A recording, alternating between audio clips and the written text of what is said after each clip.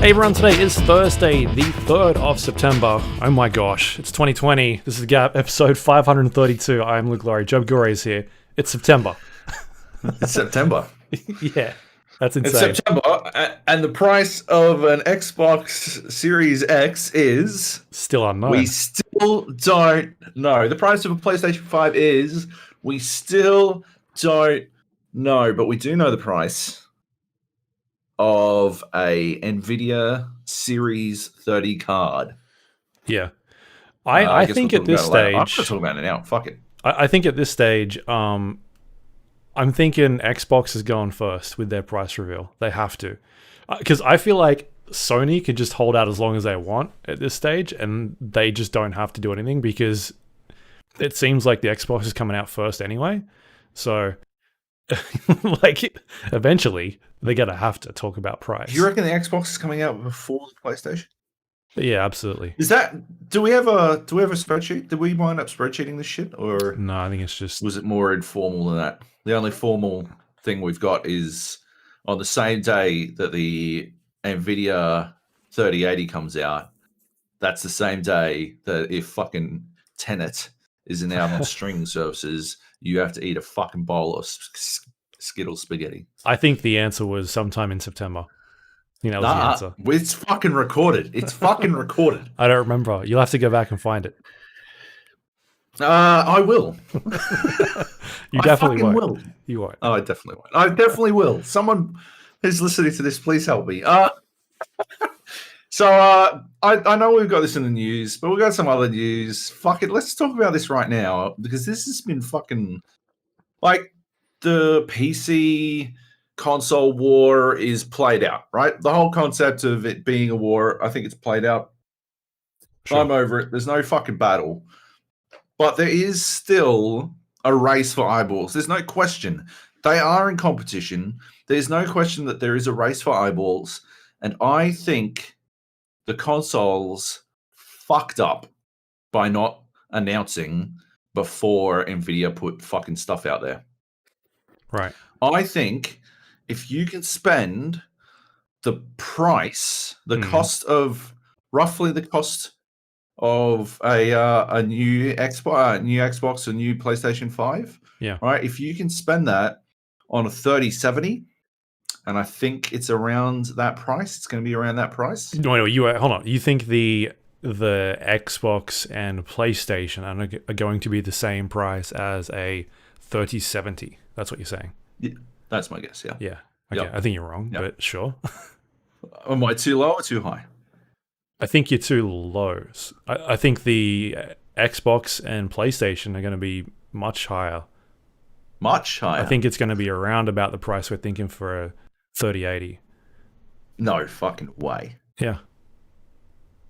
You reckon like $1,100?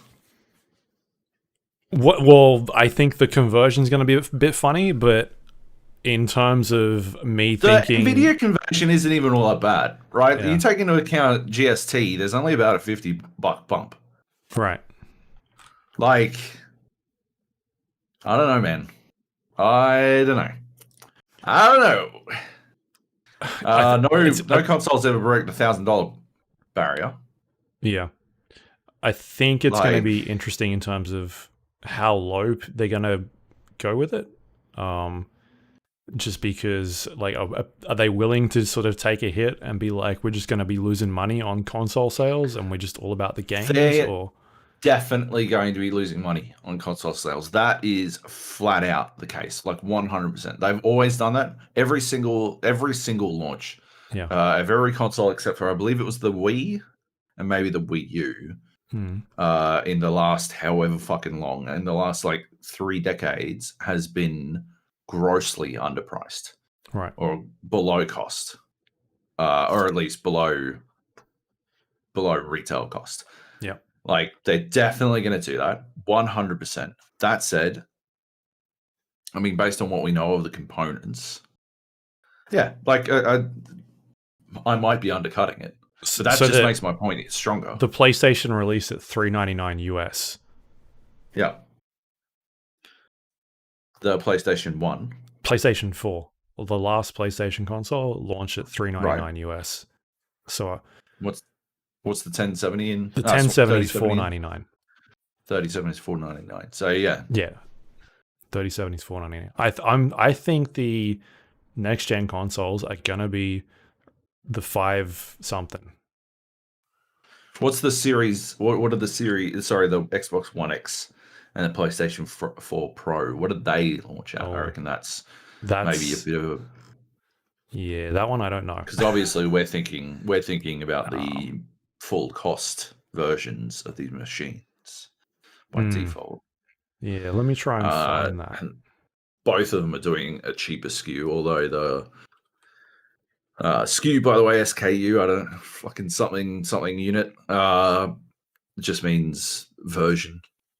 Right. You've got, just for listeners at home, in case I realized SKU is some fucking inside baseball horseshit talk. But yeah, they're both doing a cheaper version of each console. The PlayStation's is literally just removing physical media. Yep. It's not like less powerful, while the Xbox is a less powerful version of the same thing. Yep. I am talking about the full powered version. I am comparing the full power version to a 3070 in terms of power because I believe they are comparable. I do don't. not think you think the Series X and the PlayStation 5. Oh, You think they don't compete with the 3070? I don't think so. No. If we're talking about, I just don't see AMD coming out with something that's whatever Nvidia's doing. Like they haven't been caught up in like 2 years now. All right, here's my reasoning. Okay, here's my reasoning on this particular point.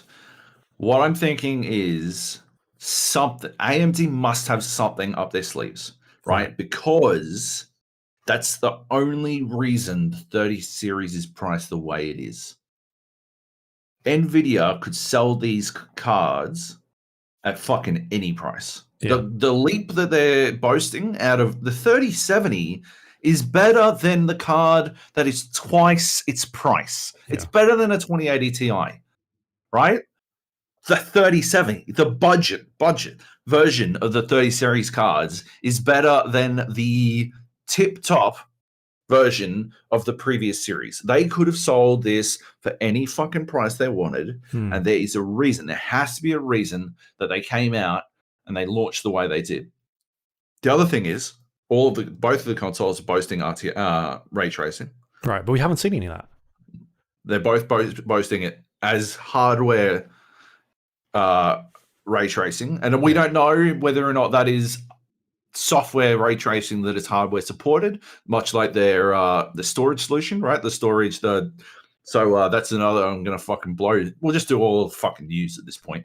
DirectStorage. They announced Microsoft yesterday announced that DirectStorage is coming to PC on PCIe 4 motherboards,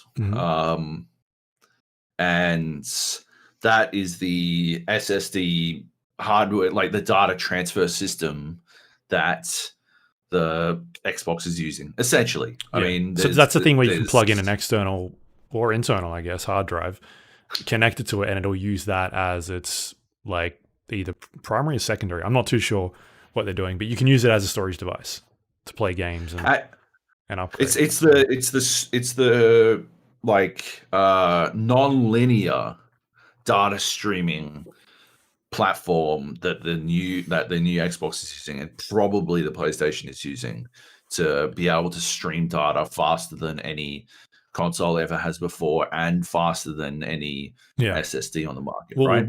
Sony had that proprietary thing they're building, right, for their storage system. We don't know about it yet. Roughly the same thing. They're probably very similar, right?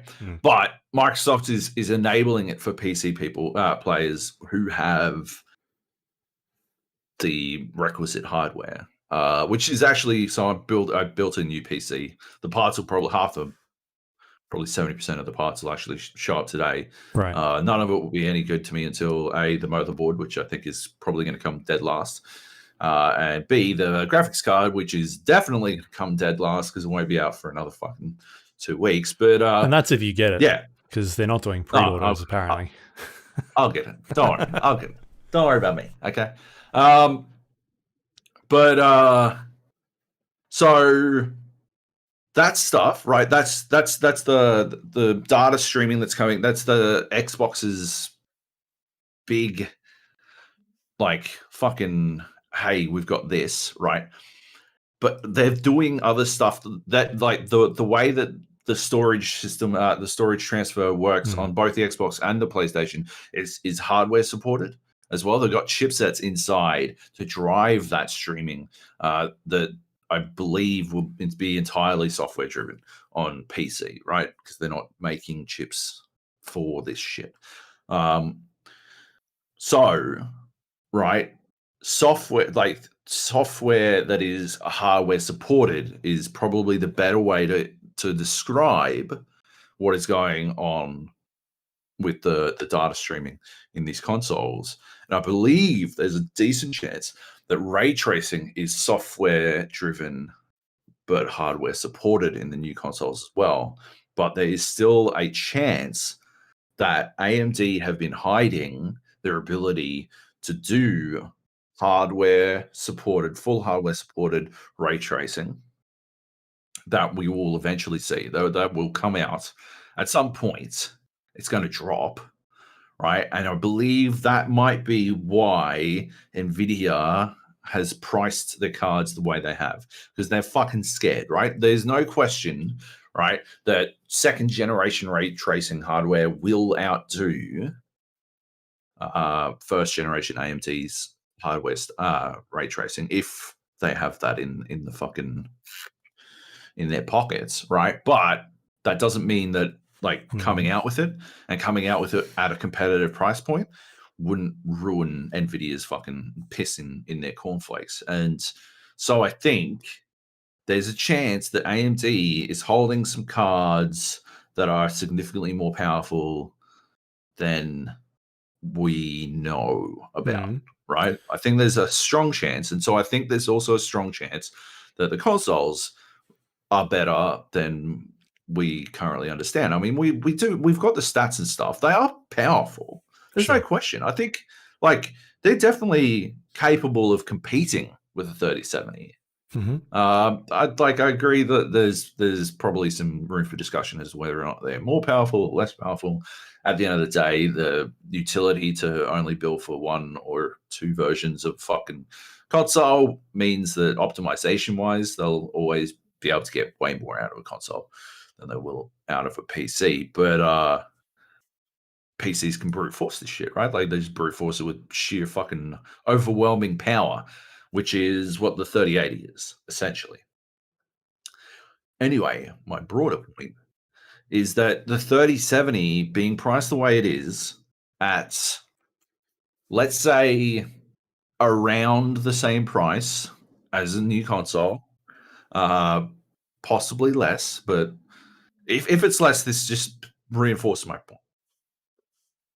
You are out of your mind if you buy a new console. And I know that people who buy consoles because they buy consoles. I understand this 100%, but there are people, right? Lots of people. I mean, I was playing golf with the boys last night, and JB and Dr. E3 Money I believe they both said that they were putting off buying a new fucking console and switching out for a new graphics card instead. And they are far from the only people who have changed their plans in that manner.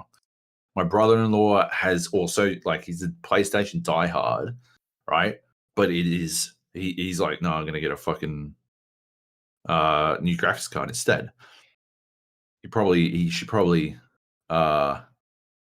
get a whole new computer, I would say, because I think he's just going to have a massive choke point and the rest of his fucking computer. But like, nevertheless, like, the point remains, right? Like, people all over the place, now that they have a price point, now that Nvidia's price is low, I think the fucking console manufacturers are fucked up, man. I think Sony and Microsoft are fucked up by allowing Nvidia to come out, because now, right, if they come out and it is more expensive than a 3070, that's, Like, forget the who blinks first on the console fucking question. Console price. Oh, is the Xbox more expensive than the PlayStation? Forget that shit, man. That doesn't matter at all. Now that you know you can buy something that is either as powerful or more powerful. There's no way a 3070 is less powerful, right? As powerful or more powerful. If you can buy that for cheaper, get the fuck out of here. It's over. Right. Yeah. And you can build the rest of that PC for like you can put that fucking thing together for $400 fucking dollars. Right? Like, what's that? A couple extra control pads? No. I think they've goofed pretty hard. Like, yeah. Right. Honestly. I think the I think I put this on Twitter. I don't think that I think they've won the PC war, right? Obviously, on the graphics card side. And this is them going after the console generation now. Being like, look, we've been in front on the PCs for forever, basically. I mean, there was a stage there where you try and convince me to buy an Nvidia graphics card. I think an AMD graphics card. I might have at one stage. I can't remember if I did. Maybe used it for a year and was like, this is horseshit. But they've been like stomping for a long time now. And like they've just got no competition. So I think this is them now being like, all right, we've been dominating on PC for so long, but we've also been dominating consoles on PC. You know what I mean? And now this is their way of being like, all right, well, how can we also eat Microsoft's lunch specifically? Because when people are looking at how are we how are we playing these games? We're going to play them on the next Xbox. We're going to play them on PC. Well, now you can buy a beast PC and get some really good performance out of it. And so I think their idea is now, well, we're going to start taking a chunk of the market away from consoles because we can do that. If all these games are going to be on there anyway, fuck it. Because Sony's doing the same thing now. I mean, it may not be day and date with their games, but they could be leaning towards that sort of stuff. And so I think Nvidia has seen that potential and said, well, fuck it, let's just get on board in that. And because there were rumors flying around the last couple of weeks that these things were going to be a lot more than what they've put out there. And I think that's why a lot of people were surprised. So I think it's a case of them going after the console market as opposed to being worried about AMD, because I honestly don't think they've got anything to worry about. I think their biggest thing that Nvidia has over AMD is that AI chip in their cards. Like, it just does so much work, and I don't think AMD has that. Yeah. Well, I mean, it's patented by Nvidia, right? But they can come out with something similar. They can come out with some like analogous like version. Obviously, they'd have to independently develop it, but they've had enough time now. Right. I don't know. Like, I didn't see a tweet, but it's roughly the same. Like, we're roughly saying the same fucking thing. Like, you look at how much time Nvidia spent on AI during that conference, and it was a lot. Like, a lot of the things they were showing off were like, this is our AI chip working on like DLSS, and it's doing, you know, it's guessing where pixels should be in lighting, and now, you know, like, there's a huge focus on that. I just don't see AMD coming out with like something as substantial. So I just don't see that happening. But in terms of the pricing, I think I had a quick look. It was $399 for the PlayStation 4. Inflation works out to about $430-ish, $440 US. And then the PlayStation 3 was about $100 more than that. So they backed off a little bit for the PlayStation 4. So that's why I'm thinking somewhere around about the 500 mark from just what we've heard in relation to what's in this thing. I think it's going to be more expensive than next gen. That's just my thinking. Unless they say, like I said, that they're willing to take a loss on these consoles and they're more about the hardware then. And then also with what happened yesterday with Nvidia, they could also be like, all right, now we definitely have to look at this. So I think it's going to be an interesting couple of weeks, because I think it has to be this month they drop prices. Like, I don't think they can wait till October. Like, you need it. There has to be at least a month for these pre-orders to kick in. So it should be pretty soon. But yeah, that's my thoughts on it. Anyway. Yeah, yeah, like I said, I think we basically agree, except for the one sticking point is I think AMD has something, and I guess you think I just don't think they do. they don't. Otherwise, we would have seen it by now in their on PC. There's no point hiding that. The reason I think they have to hide it is part of their agreement with the console manufacturers. Yeah. I think they have to let the consoles come out and have their big fucking moments, and then they can come out with their shit. Yeah. Because otherwise they eat the fucking console's lunch. That's my reasoning. I'm not saying it's necessarily. I'm not saying it's 100%. Like, I think I would say if it was like a fucking coin toss, I would err on the side of heads. Yeah. But I wouldn't be surprised if it went your direction. But I feel like we would have heard something by now, by leaks, not necessarily first party stuff, but like people leaking this sort of information, but we've not heard anything. So I don't know. I mean, we didn't see Nvidia. Like, we saw a fuck ton of Nvidia leaks, but only in the last week, right? Sure. Like, in the run up to the actual presentation itself, it was like fucking leak city. I mean, the design of that thing's been leaked for a long time. Really long time. Yeah, like the render, yeah, but like it doesn't. That's just fucking. It's aesthetic. It doesn't really mean anything. It didn't really tell us anything. You didn't like. You can make informed decisions, but like, yeah, I don't know. Long story short, I'm buying a 3080, 100%. Day one, I will get one. I guarantee it. I will fucking raise the earth to make sure I get one.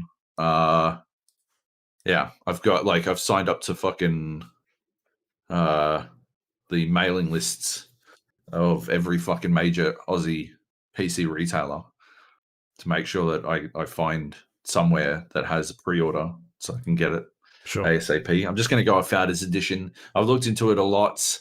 I do not like. I think first of all, the cooling system on the 3080 stock seems well and truly good enough. More than good enough. Seems like they've made some really good adjustments. It seems like the third party cards are just going to be sort of variants of the same thing, except for the weird front and rear thing, like on the fucking reference cards. They're sort of like there's one on the left side and one on the right side, or one on the top and bottom. Yeah. I think a lot of those they usually tweak a lot of the like how quickly they run, and then you've got, because they've got, some of them have different types of cooling on them. Like the Founders Edition stock Nvidia card has like the two fans. One is on one side, it's like an intake, and the other one is on the other side, and it's sort of acting as like an exhaust. But then you look at some of the third party ones, and some of them have like 3 fans and some of them have 2, and they're a bit different. And so I think it's too early to tell, because we literally don't know anything about those cards. No. In terms of performance, like we've got specs and that sort of thing, but we don't know how they run. So it's a bit hard. Like there's a couple of benchmark, like hands-on results out for the Founders Edition, and that seemed to be like a Nvidia sort of embargo type thing that they put out there, like, hey, we're going to put our stuff out first, and then you guys have to wait until we release our stuff. So I mean like, it looks, the numbers they're showing off that I saw from like Digital Foundry, we're doing some stuff, they're saying like a 60 to 80% increase over the 2080. 60 to 90 to 90. Yeah, 90, depending on what game. I mean, that's Doom, right? It's not that not that good. Not that good. Increase over performance of the 2080, which is also the price is the big factor, right? That came out as $699 US, which to buy a 2080, just like a Founders Edition, or even some of the third party ones, they're like $850 850, 900 US. Yeah. So they've undercut themselves by like 150 US, which is it's doing nearly double the amount of power of a 2080. So they've basically like who buys a 2080 now? What's the point? Unless they drop in value for like half the price. You can't even sell your second-hand one, right? Except for fucking peanuts on the dollar. Like, we're going to see fucking, I don't know, we're going to see Bitcoin miners go out of their fucking, like, get fucking rock hard dicks and just fucking blow that shit up because suddenly people will be like, well, can I get $100 for this 2080 Ti? You probably, like, put together a belting PC out of second-hand parts coming out of this like come fucking, I don't know, October 1st. What about Henry Like, Cavill? Poor guy. He poor guy. He just built that beast. Classic. Yeah, I don't know what I'm going to do with my current computer, I'm going to like strip the hard drives out, but I would do that anyway. Yeah. And I don't know what the fuck is going to like. Media cell? No, I've got a fucking Plex. Sorry, I got a fucking Synology. Like NAS. I don't. Home server. I don't know fucking need. For video games. Perfect. Finally. Minecraft server. Yeah. Streaming PC. There you go. The streaming PC. Perfect. I did some. Let's use that as a segue. I did some streaming last week. Yeah. Streamed for an hour and a half to talk about Windbound. So basically, what I did was a review stream, a review Q&A stream, I suppose, based on an idea that JB put out there. I think it was. I think it was successful. Like, I didn't really have anything in mind that would warrant success or failure, except for the fact that I got it done, I suppose. Sure. Had a couple of people jump in. Mash, Dangers jumped in to ask some questions and keep me company. That was awesome. Eternal Beta Podcast jumped in to sound check me, which was very helpful. Liam was there. LJM was there. Johnny Bravo. You showed up at one point. Talked to E3. Money showed up. It was. I thought it was good. Like, honestly, like I said, I didn't have real metrics on what success would look like or success or failure would look like, but it was more. I can give you a metric. Sorry, go on to cut you off. It's hard when we've got a 1.5 second delay. I've got to try and find my spots. You were second on the Windbound viewer count. So yes, when I was in there, I think it was you had like you had people in there, but you were second. All right, so and there was, I would say, probably, I don't know, like 40, maybe 35 people streaming it at that stage. Wow. Yeah. You were doing well. Well, you were a Windbound influencer. Perfect. Finally. That's what I've always dreamed of. Yeah, so the idea of the stream, and you can go and watch the VOD back, I suppose, on twitch.tv/JoeyJojo, was to basically just, play through the game, answer any questions, ruminate on anything I felt I didn't get into in the review or on the podcast, and just sort of, like a decompress on the review, I guess. I think it's a good idea. Like, as a concept, I think it works. It's something I could see myself doing more of down the track. So I did 90 minutes for this one. I'd probably cut it down to 60 next time. Mostly because I was sort of just like looping back in on the same subjects a little bit by the end. The other thing is, I think it really it pretty clearly lays bare how incapable I am of talking and playing at the same time. Right. because holy shit, the amount of times, like I watched it back. I didn't watch it all back, but I watched back chunks of it, and yeah, the amount of times I lose my train of thought while I'm doing something. Like I've got two speeds. I'm either on topic, at which point I will crash my boat into something and then drown, or I will forget what I was talking about and because I'm too busy concentrating on not crashing my boat and drowning. Those are my two fucking options. Yeah. So nevertheless, yeah, I think it was like it was a good idea, and yeah, I'll do it more in the future with whatever I review next. Well, I don't have any reviews this week. Everything I played is way too long for a 1 week review. Yeah. What happened Yeah. with your Microsoft Sam review? I don't know if you watched the YouTube review version of the review that I put up for Windbound, but it basically sounds like Microsoft Sam because I recorded it extremely late at night, and so I'm like, Windbound is it's very monotonous. But I probably should have just gone with Microsoft Sam all the way. It would have sounded less weird. But oh well. I like it'd probably be way easier to edit as well. Oh, Microsoft Sam. Oh well. Yeah. Just let him ramble. Anyway, just let him fucking go. Like no pauses, zero punctuation style. Yeah. Anyway, it was good. And that's the end of me playing Windbound, I suppose. It was pretty good. I got completely lost.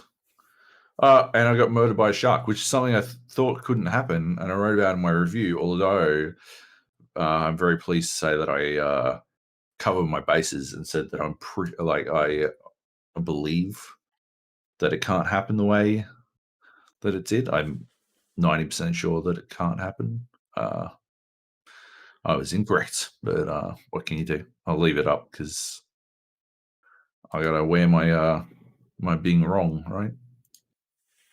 Oh. Anyway, yeah, that's about it.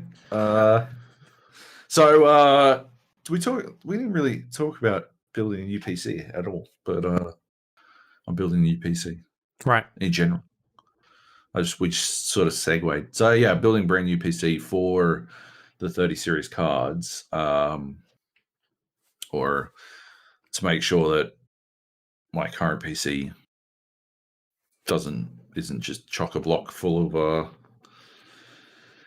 bottlenecks for the 30 series, the 3080 that I will be buying when it's available. So I'm going with AMD, which I know you were against, but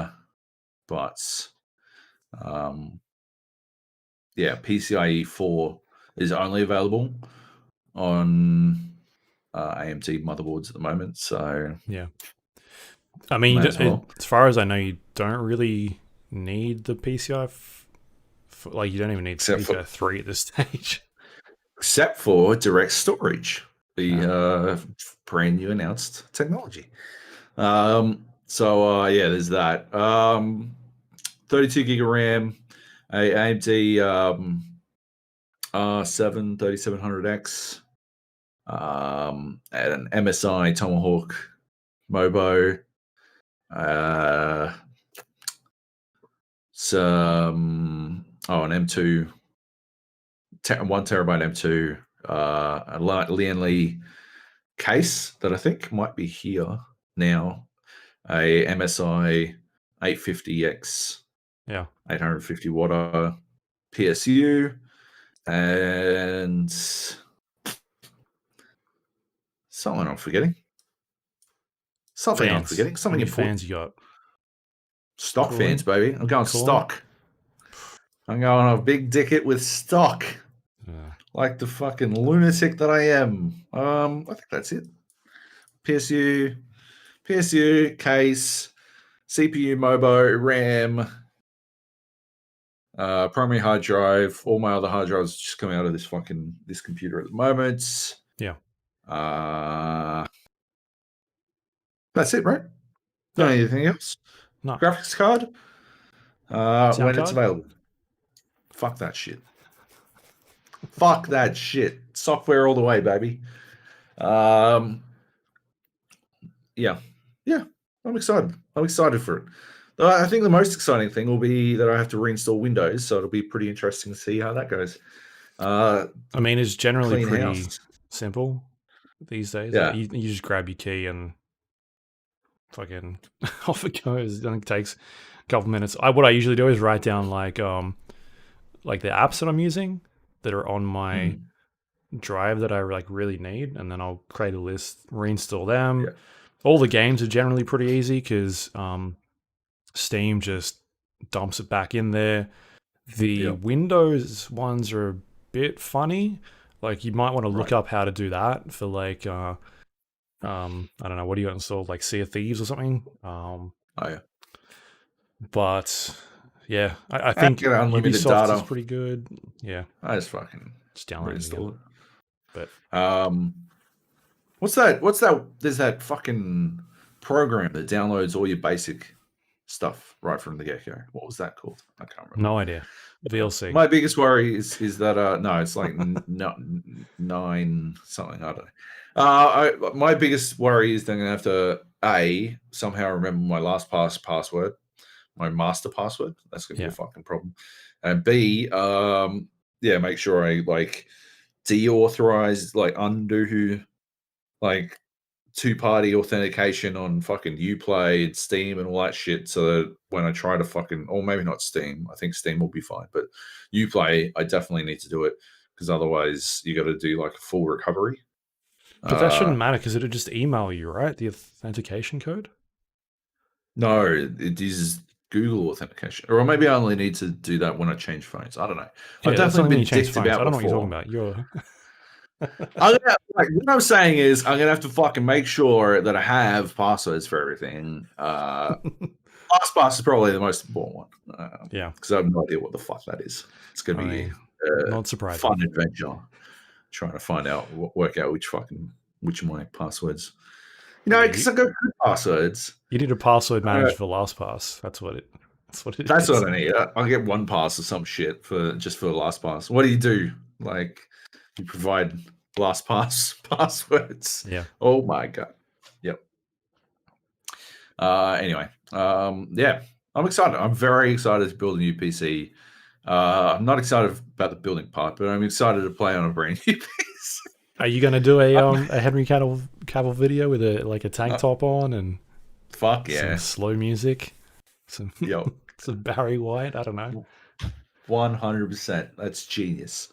Let's do it. No, because fucking nobody like nobody. I don't do things pretty.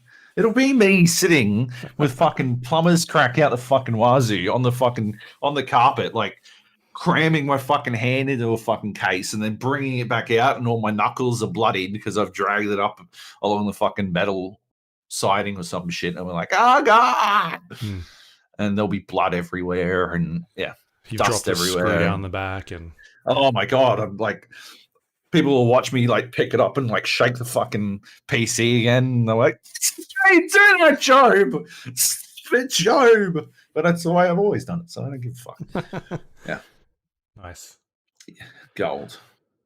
All right, should we move on? All right, anything else to say? Let's do it. No. All right. Been playing Dota Underlords. The new update came out recently. I think it's like a new season or something, but big changes. This one added a lot of new heroes. It rotated out heroes, added some new items in there, and sort of just like general Dota-y type stuff where they just redesign the way characters work. All of a sudden, like something that was a level 4 is now a level 1, and vice versa. So they've played around with it a lot. The new heroes that they've added are Vengeful Spirit, Meepo, Spirit Breaker, Spectre, Death Prophet, Pangolier, Rubik, Wraith King. Who the fuck is Pangolier? He's a little rodent thing with a hat and a bunch of swords, and he rolls around in Dota. Nope. Okay. And then some returning heroes, which are the ones they sort of rotated out last time. They're coming back, which is Anti-Mage, Bounty Hunter, Enchantress, Phantom, Assassin, Kunkka, Alchemist, Puck, and Lena. And the ones they rotated out, so they've been removed from the game for the moment, Arc Warden, Bloodseeker, Broodmother, Disruptor, Enigma, Io, Morphling, Necro, Nyx Assassin, Ogre Magi, Razor, Sand King, Shadow Fiend, Tiny, Warlock, Weaver, Witch Doctor. And so with that, a bunch of alliances were also removed, but they added a bunch of new alliances as well, which sort of change up the meta, and you got to try and think of different ways to approach it. So yeah, I decided to jump back into that. Been playing a bunch of ranked because they reset the ranked modes again. It looks like it went. I don't know if they reset it back to 0 or if they kind of just reset it back to whatever you were at before. And like level 1, say you were in like Smuggler or whatever it was, and like level 1 Smuggler. And I think that's what they've kind of done, because I don't think they're rolling back to 0. No, just back to the no, it was down. Wasn't it down a rank into the base level? Right. It was down 1 rank, and the basic level of that rank. Yeah, that's what it says here. So yeah, I've jumped in, been playing a bunch of that. That game's still really cool. Like, I like sort of doing some warm-up rounds with a knockout and just playing a bit with that. I think they've got some balancing to do still. They might have changed some stuff today. No, they did roll out a patch a couple days ago. I chucked on some Spectre because I heard he was she was pretty good. And yeah, she's dumb. Like, you get some silly items on Spectre, and it's just ridiculous. So, she's able to basically, once she builds up enough mana, she chucks out like her, I think it's called a Spirit Dagger, and then that allows her to run through people. And she usually trounces back to the back line somewhere. And when that happens, for a couple of seconds, I think it's like 4 seconds, she gets attack speed and is able to do a lot of damage really quickly. And so if you've got like a Battle Fury on Spectre, which is what I put on her when I was playing, it was just disgusting. Like, I think I was playing like trolls as well, so I had stacked up my bonus attack speed, and then she would just jump in the back line and just instantly melt like 4 heroes as a level 3.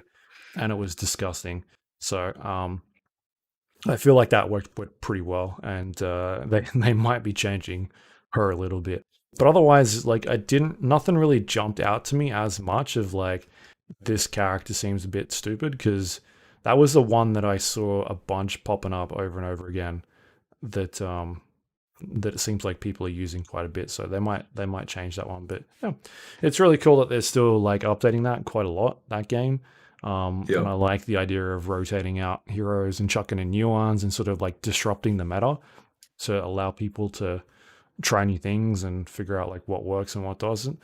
But yeah, you haven't had a chance to jump back in, obviously, yet? I'm keen to have a look though. I haven't played in fucking ages, but I've been playing CRPGs. Yeah, like or the other games on the list this week that I think have actually worked pretty well for my the purpose of playing a game and watching the basketball at the same time. Right. Yeah. But I think Underlords would probably work as well. That's what I've kind of been doing. Maybe a little bit more attention intensive, but I'll give it a try. Maybe after the basketball will be finished by the time this podcast is over. But no, it'll be starting. I think Rockets run after. Isn't it Miami and Bucks now? And then I think Rockets will probably be on in about an hour, 6 p.m. here. Right. Optimistic of you to think that we'll be finished by then, but we'll be fine. All right. Anyway. All right. The other game we've been playing is PGA Tour 2K21 still, which we talked about last week. You were on the hate train pretty hard back then. And yet you're still playing it. So we jumped in the other night. and same crew, you changed up your control scheme. You started using mouse and keyboard. What's going on there? How you sort of Dude, what are you feeling? it's cheating. That's cheating. It's Like cheating. it is ridiculous. It is so much easier to do everything with the mouse and keyboard. Like it's just easier to fucking draw back and draw up on a fucking mouse than it is compared to fucking a thumbstick. I don't know what the fuck it is in particular. I haven't calibrated or anything. I didn't even need to. I'm just hitting the ball straighter now. My only real problem is what I was talking about last week, because it can be a little bit dull in between turns. I get distracted and I lose my concentration, lose my focus, and then I fucking wind up losing. Otherwise it's ridiculous. I actually didn't come. I played a game last night with the boys. Okay. Up to E3, Johnny Bravo, and Heathy, and I didn't come last. I didn't come last. Did you come last on the game we played? Yes. Oh, it must have been. I thought it was really close between you guys, like the three of you. Until listen to fucking Flexo over here, fucking knob. I thought it was really close between the three of you down the bottom. Not with me. Yeah, because you won like fucking 15 strokes under or some shit. No, it was not that close. I think I finished par and Drew finished 3 under or something. And Heath was close to you, like 8 or 9 under. Oh, okay. I thought you were like 5 under or something. I thought you were. I definitely wasn't. No. Nope. I played like garbage. But you did well last night. Well, I didn't come last, and I was close.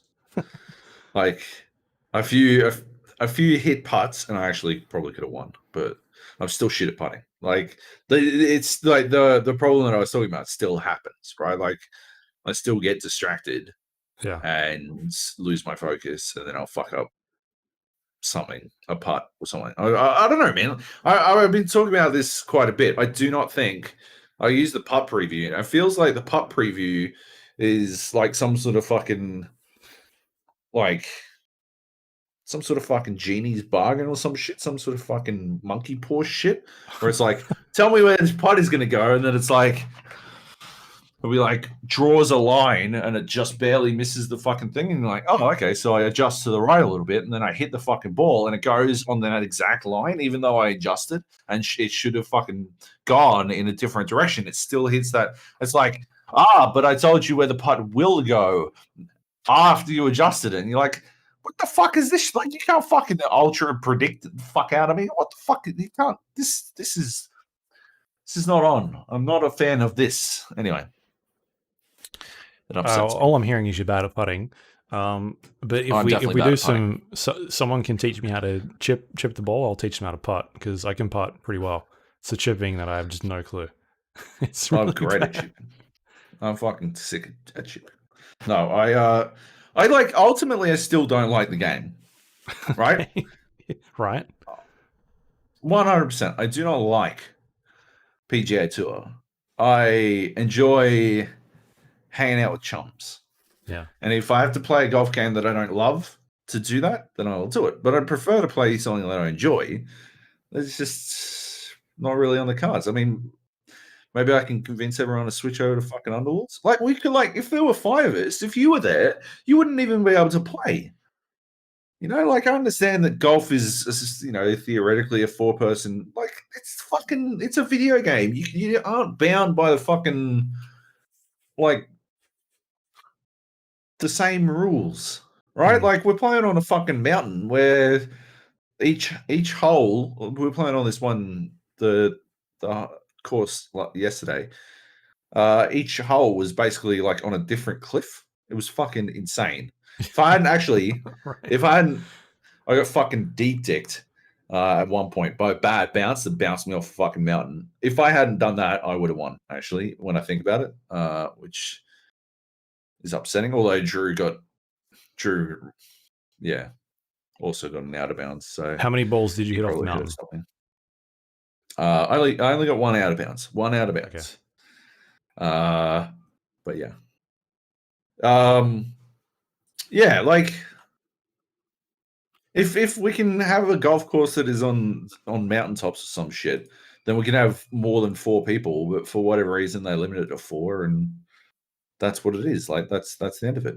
It's just annoying. I don't know. Like just the choices they make. There's clearly fucking the easiest way out at every fucking opportunity, and it annoys the shit out of me. But anyway, yeah, I enjoy playing games of chums. I don't enjoy PGA 2K21. I don't think it's good. I don't think it's a good game. I Okay. don't think it's well made. I think it's like some fucking sloppy shit. Anyway, but I will continue to play it. If it's the only way I can play with chums, I will continue to play it. Right. Yeah, fair enough. Yep. Yeah, I haven't jumped into it since we played that Right. night where I just destroyed everyone. It was disgusting, Joab. It was one of the most dirty It things I've was. seen in that golf game It, in a long time. it was a dominant performance. Yeah. Yeah. All right.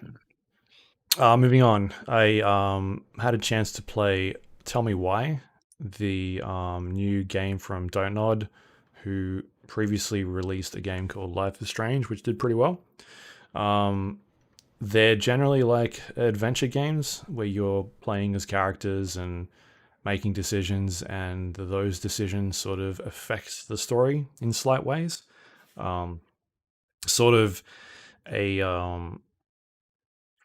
similar to like what like Telltale was doing with when they were pushing out a bunch of adventure games, and they've sort of disappeared since then. But Don't Not are sort of releasing a bunch of these games now, and this is their latest one.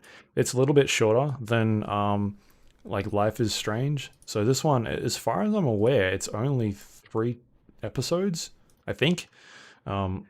Whereas the last game that they did, Life is Strange, like this, it was about 5 episodes, so a little bit longer.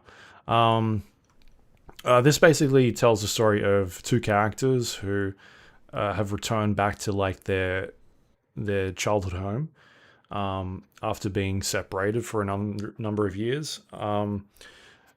Basically, the premise is that these 2 children are seem to be attacked by their mother, and in doing so, one of the children ends up killing the mother, and it goes through this whole like goes through the police department, and it's like determined as they were doing it in self-defense, and then it sort of fast forwards 10 years to the point where these 2 children are now grown adults, and they're now being reunited and then go back to their home.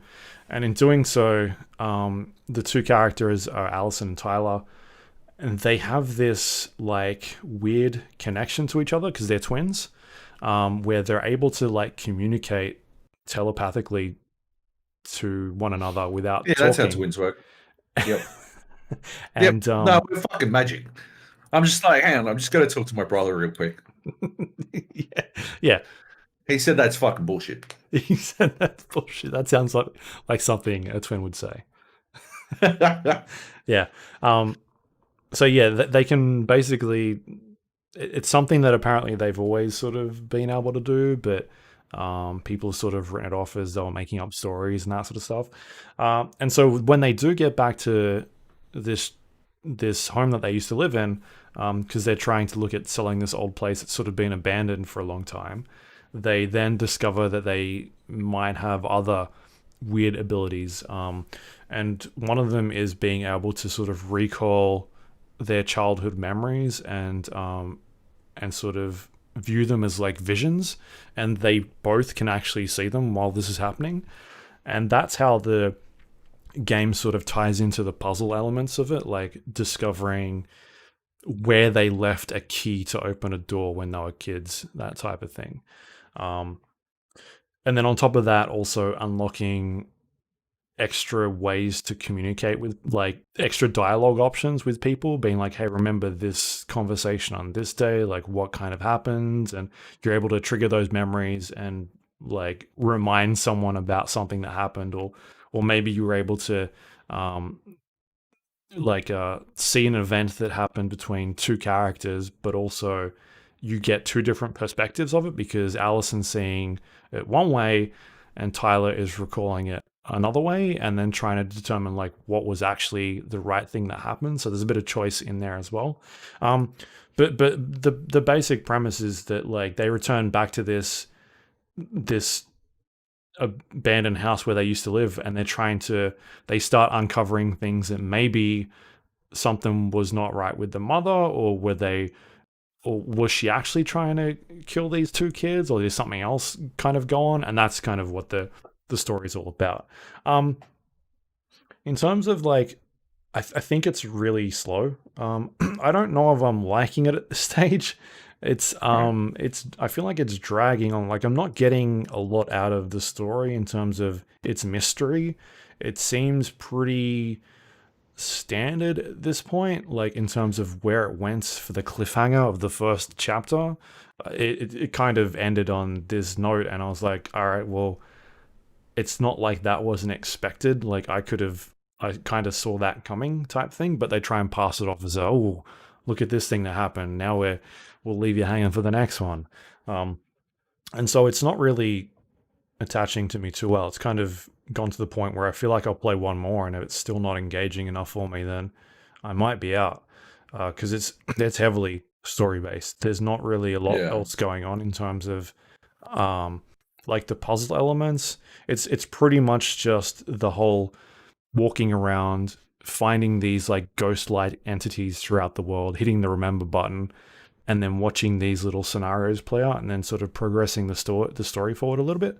There were some like a bit more of a puzzle-based element towards the end of the chapter, where you're interacting with a couple of characters in a supermarket store, or it was like a corner store, which required you to walk around and pick up objects and explore some dialogue options, and then find some objects which open up some more dialogue options and that sort of stuff. But otherwise, it's pretty standard in terms of what it's doing. Like, having played their last game, Life is Strange, and really enjoying that game and what they did, and feeling like that story was a bit more engaging and maybe more interesting, because that tied into like a lot of supernatural elements and just really weird stuff that was going on, and it played with like time travel sort of stuff as well. So I found that really, really cool. Whereas at this point, I don't really understand like what's really going on in terms of their weird twin powers and that sort of stuff. Yeah, it's just not connecting with me as much as their last game. So I feel like at this point, I didn't know it was 3 episodes until I looked into it, because I was like, oh, I can't play the next chapter.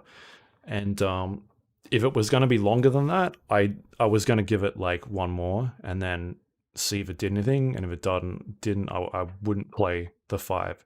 But at this point, with it being 3, I still don't know if I'll finish it, but it's less like it's less of a problem.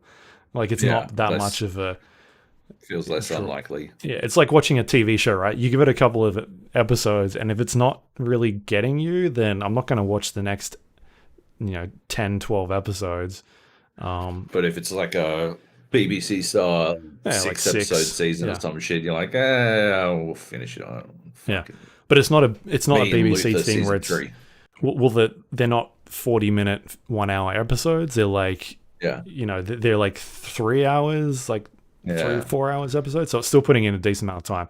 And I think that if it's got one more on me, and then if it doesn't do it for me, then I'm done. It just doesn't seem interesting. It's really slow in terms of what it's doing. It's not really like surprising me in any way in terms of what the story is trying to do. So yeah, I don't think I can hang in there much longer. But everything else is cool. Like it looks really nice. The voice acting is really well done. What else is there?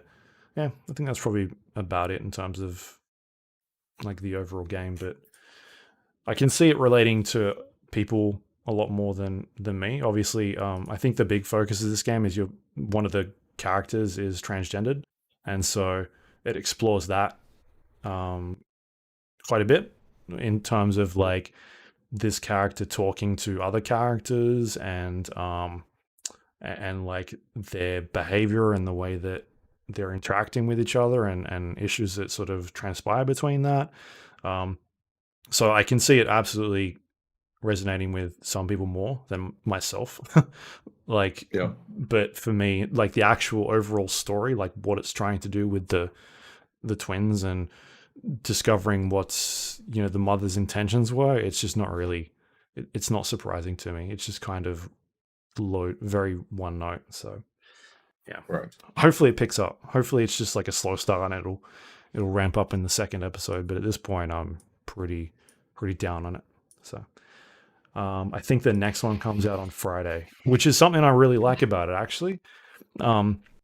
Is that the episodic content they're doing is not the Telltale style where it was like, here's episode 1, and then you'd have to wait 3 months, and then here's episode 2, and they kind of just spaced them out. And by the time you got through a couple, you're like, man, I don't really remember what happened, or you kind of just drop off a little bit.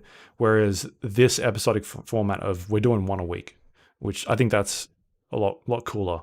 Whether or not it needs to be done in an episodic format, I don't know. Like it's this kind of weird thing where it's small enough not to be done that way. It's not like they need the time to finish it because they're done. So what is the purpose of doing it that way? Why not just release it all at the same time? I don't know. What do you have any thoughts on?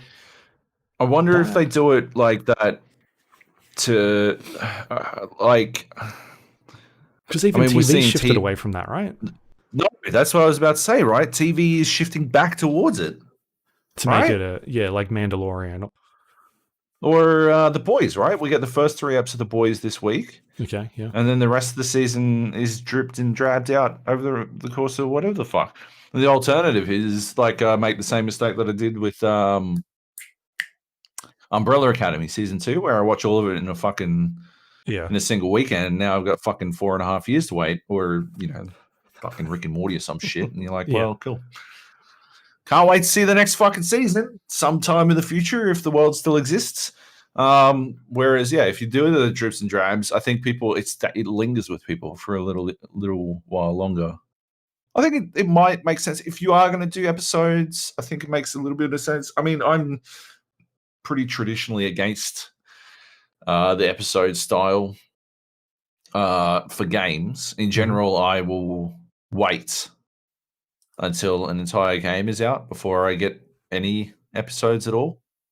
I did it with Hitman, and that's just, I think that's a personal preference.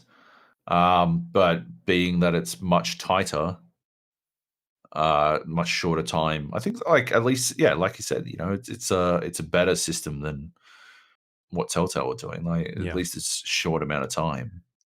I think it makes sense. I think it works. I would have liked to see. I just remember Alan Wake toying with the TV format a little bit. I still wish we'd gotten something from Remedy that went a little bit further in that direction. Yeah, they because that Quantum Break was supposed to really go for that, right? But it did not.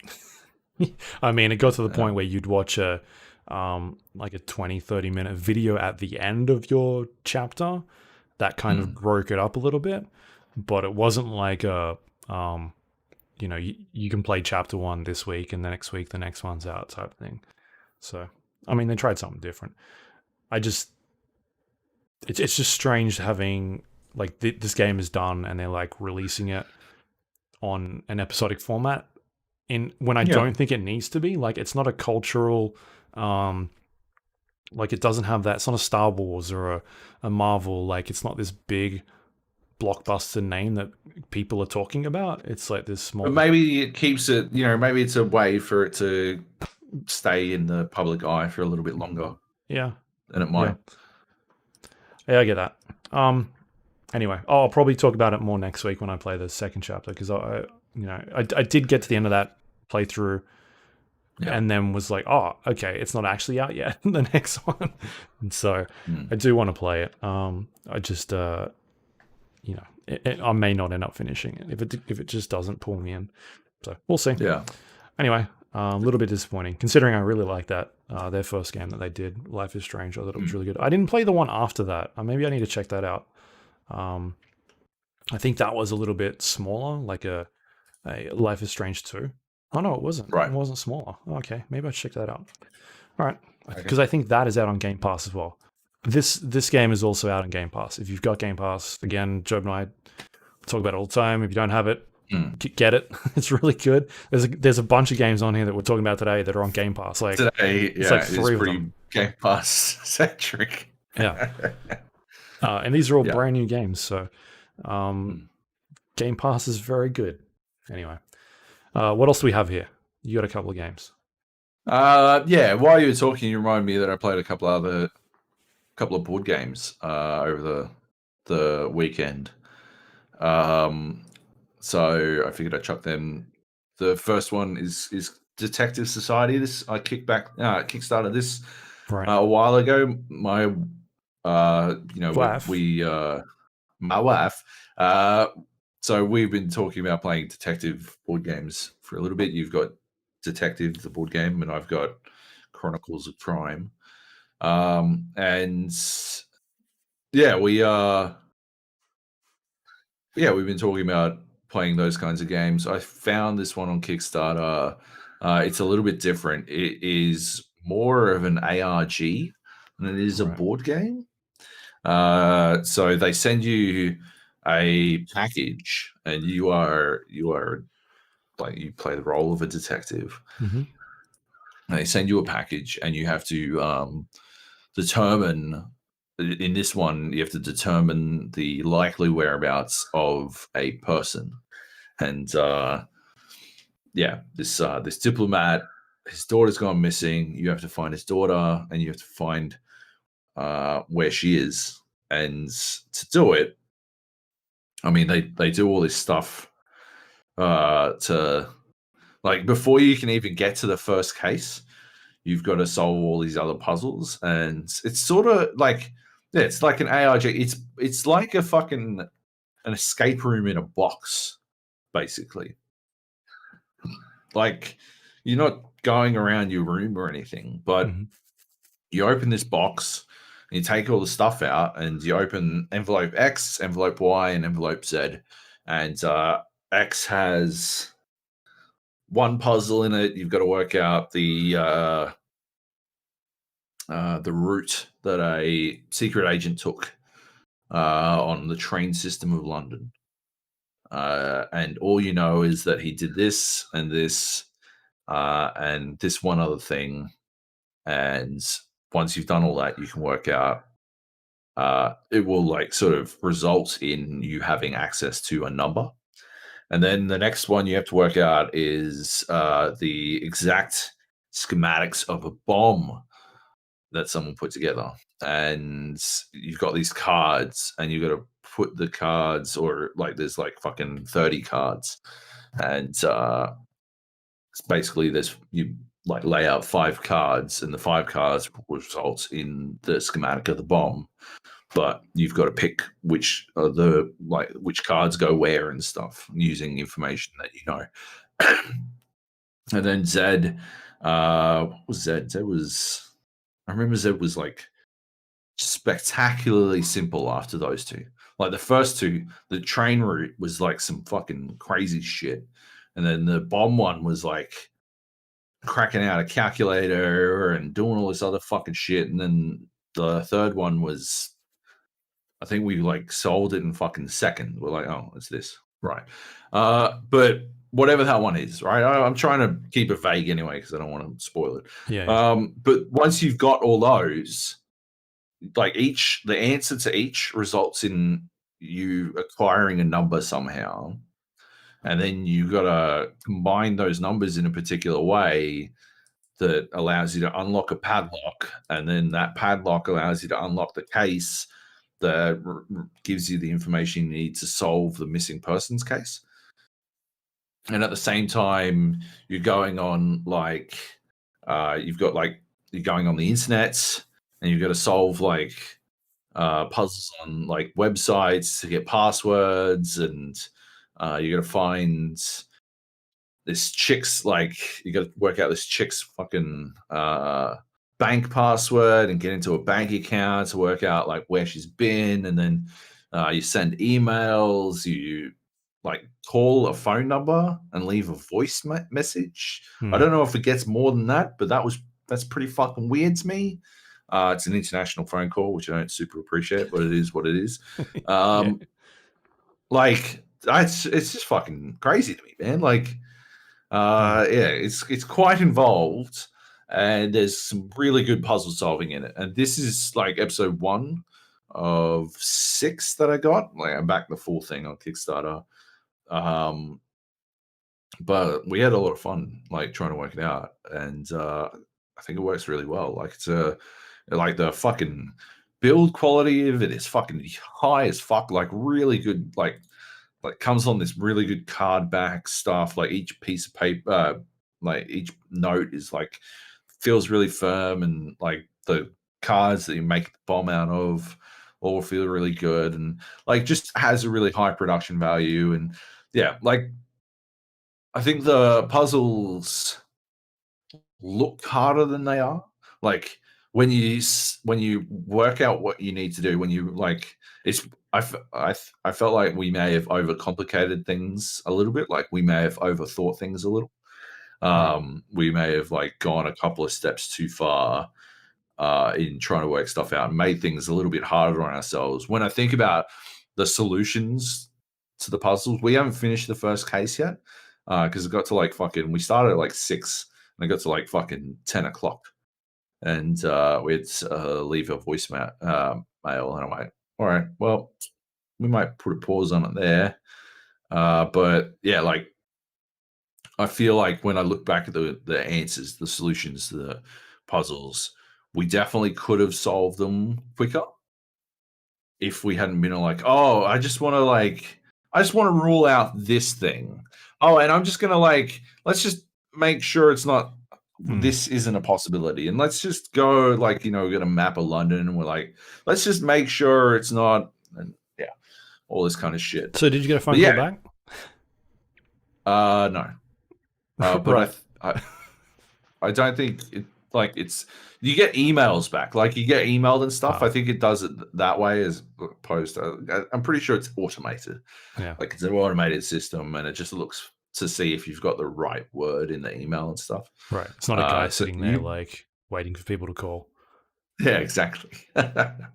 Whatever fucking like there, it's basically like it was an English number, so like fucking 2 a.m. fucking London time. It's fucking Aussie cunt calls up. Is like, "Yeah, mate, I think it's this."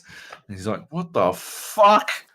I mean, oh, jolly good, sir. Thank you for calling. You've solved the case. And then fucking on your way, you go, like, fucking hell. Anyway, it's good. Like, I'm a fan of it. The Detective Society. I think they're selling it on the regular now. Yeah, it is essentially they send you a ARG slash escape room style puzzle. Like the puzzles are that style of puzzle. There is a little bit of searching and stuff, and you feel like a mad hacker when you work out the chick's bank password and stuff.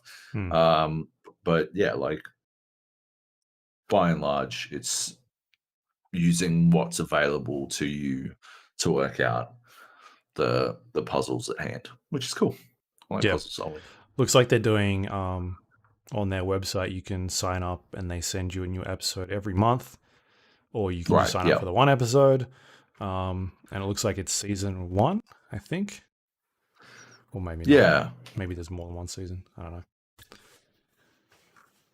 know.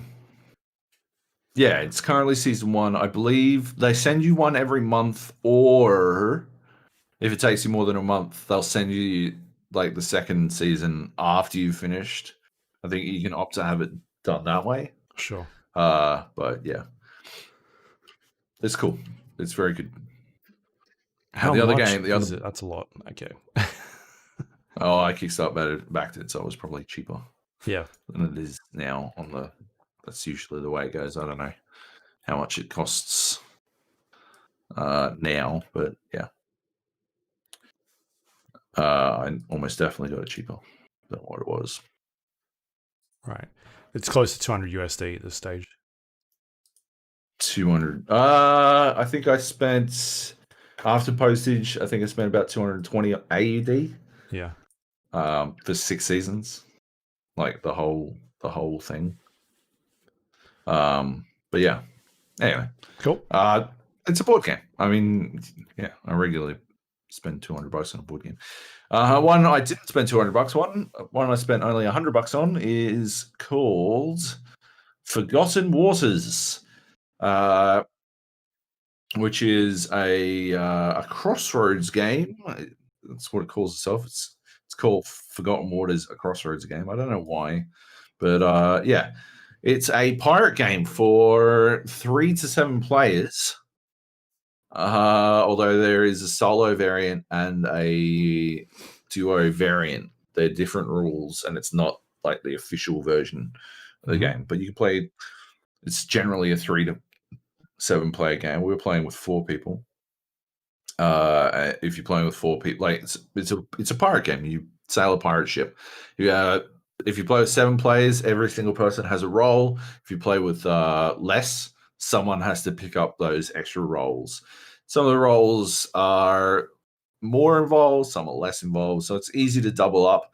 But basically, each person on the ship, nobody's the captain. Everyone sort of has a different role that they have to do, and they keep track of. And it's a really good idea. It's a really good way to sort of like make sure there's none of that quarterbacking, which is what they call it when like one person sort of like in co-op games, one person sort of dictates what everyone does.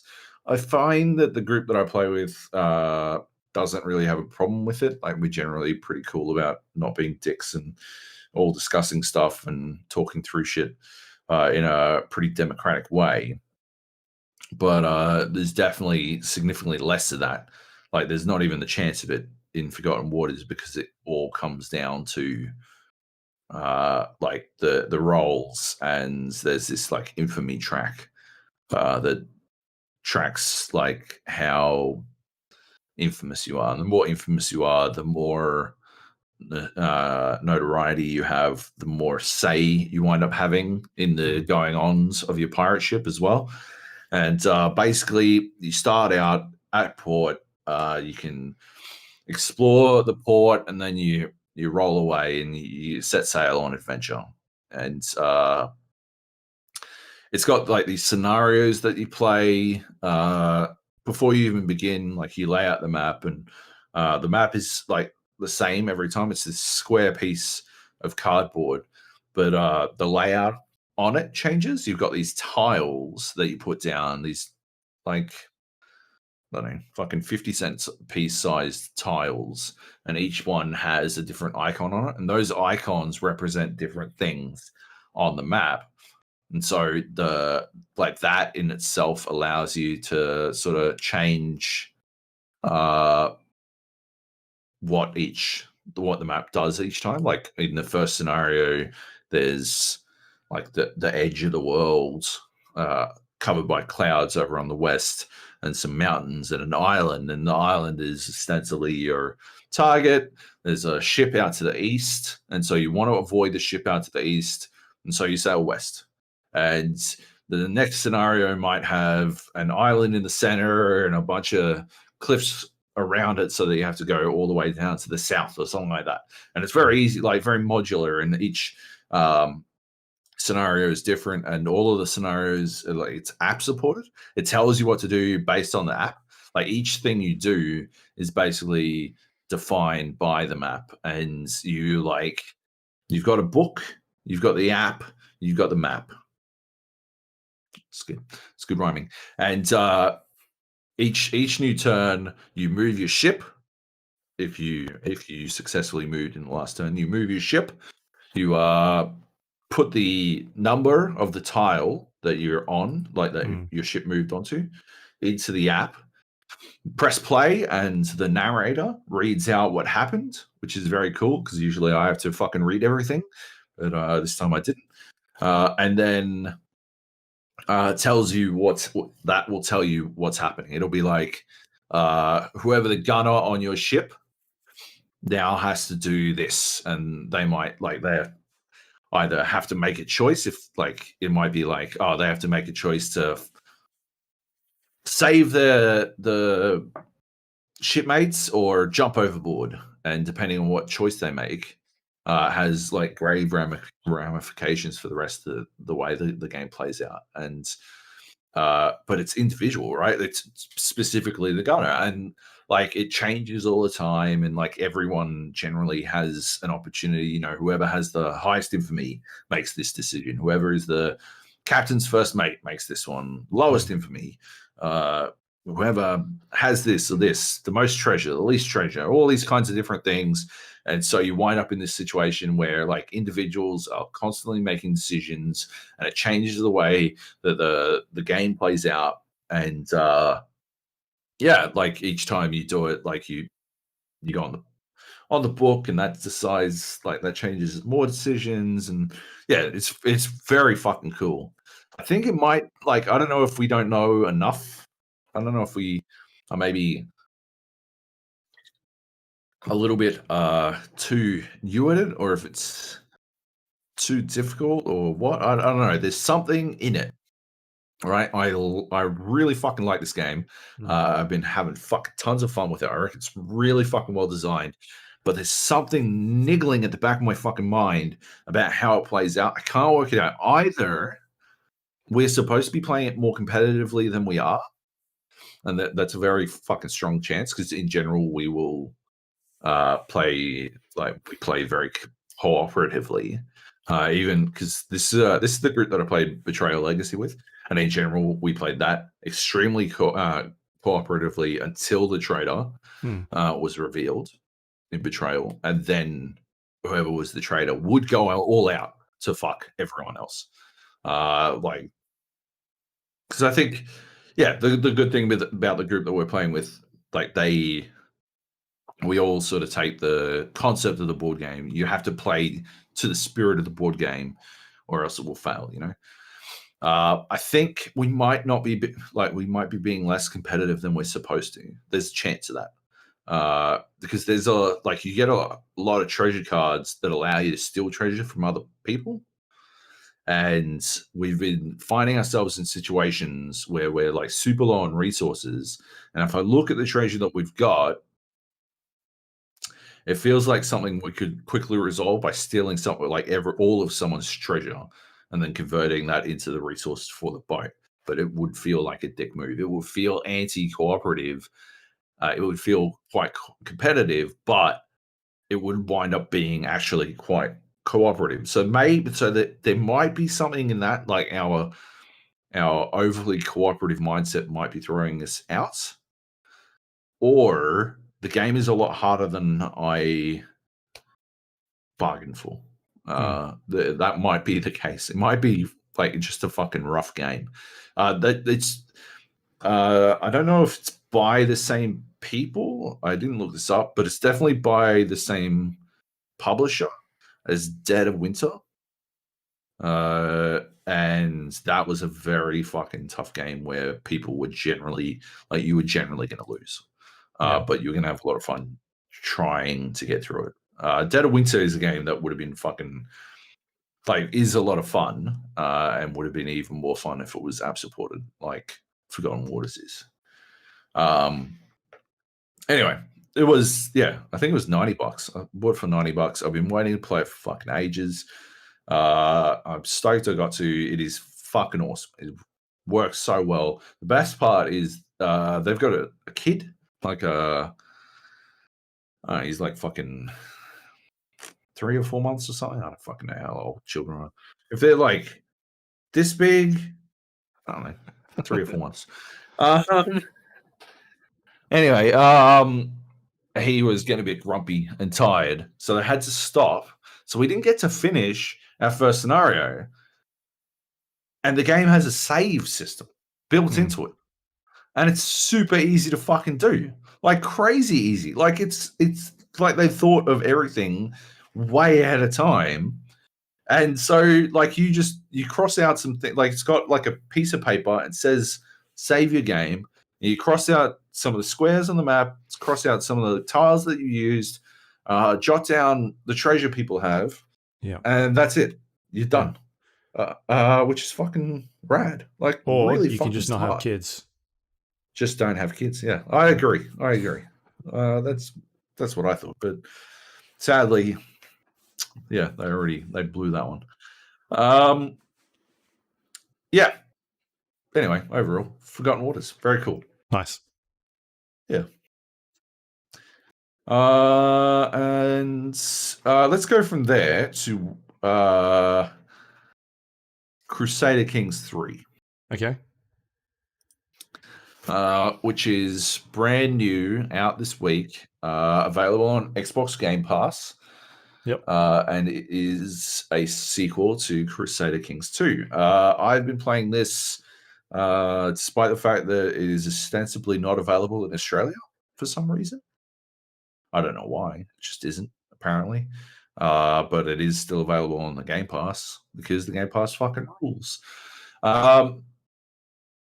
I played Crusader Kings 2 and I bounced off it really quickly. I didn't have a good time, mostly because I couldn't work out what the fuck I was supposed to be doing.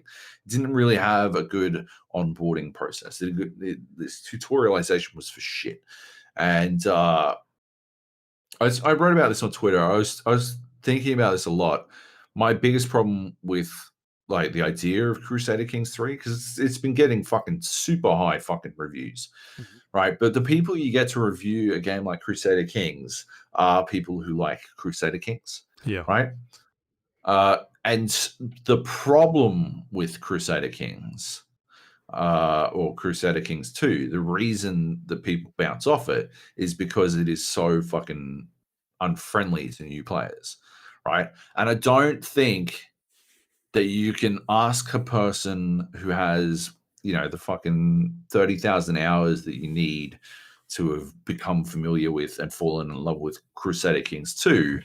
I don't think you can ask them for an accurate assessment of whether or not the tutorialization in Crusader Kings 3 is good or not. Like, how the fuck would they know, right? They're like, oh, yeah, no, it tells you everything you need to know. Meanwhile, like, they already know everything they need to know. So, like, they aren't really capable of judging that. Yeah. Right?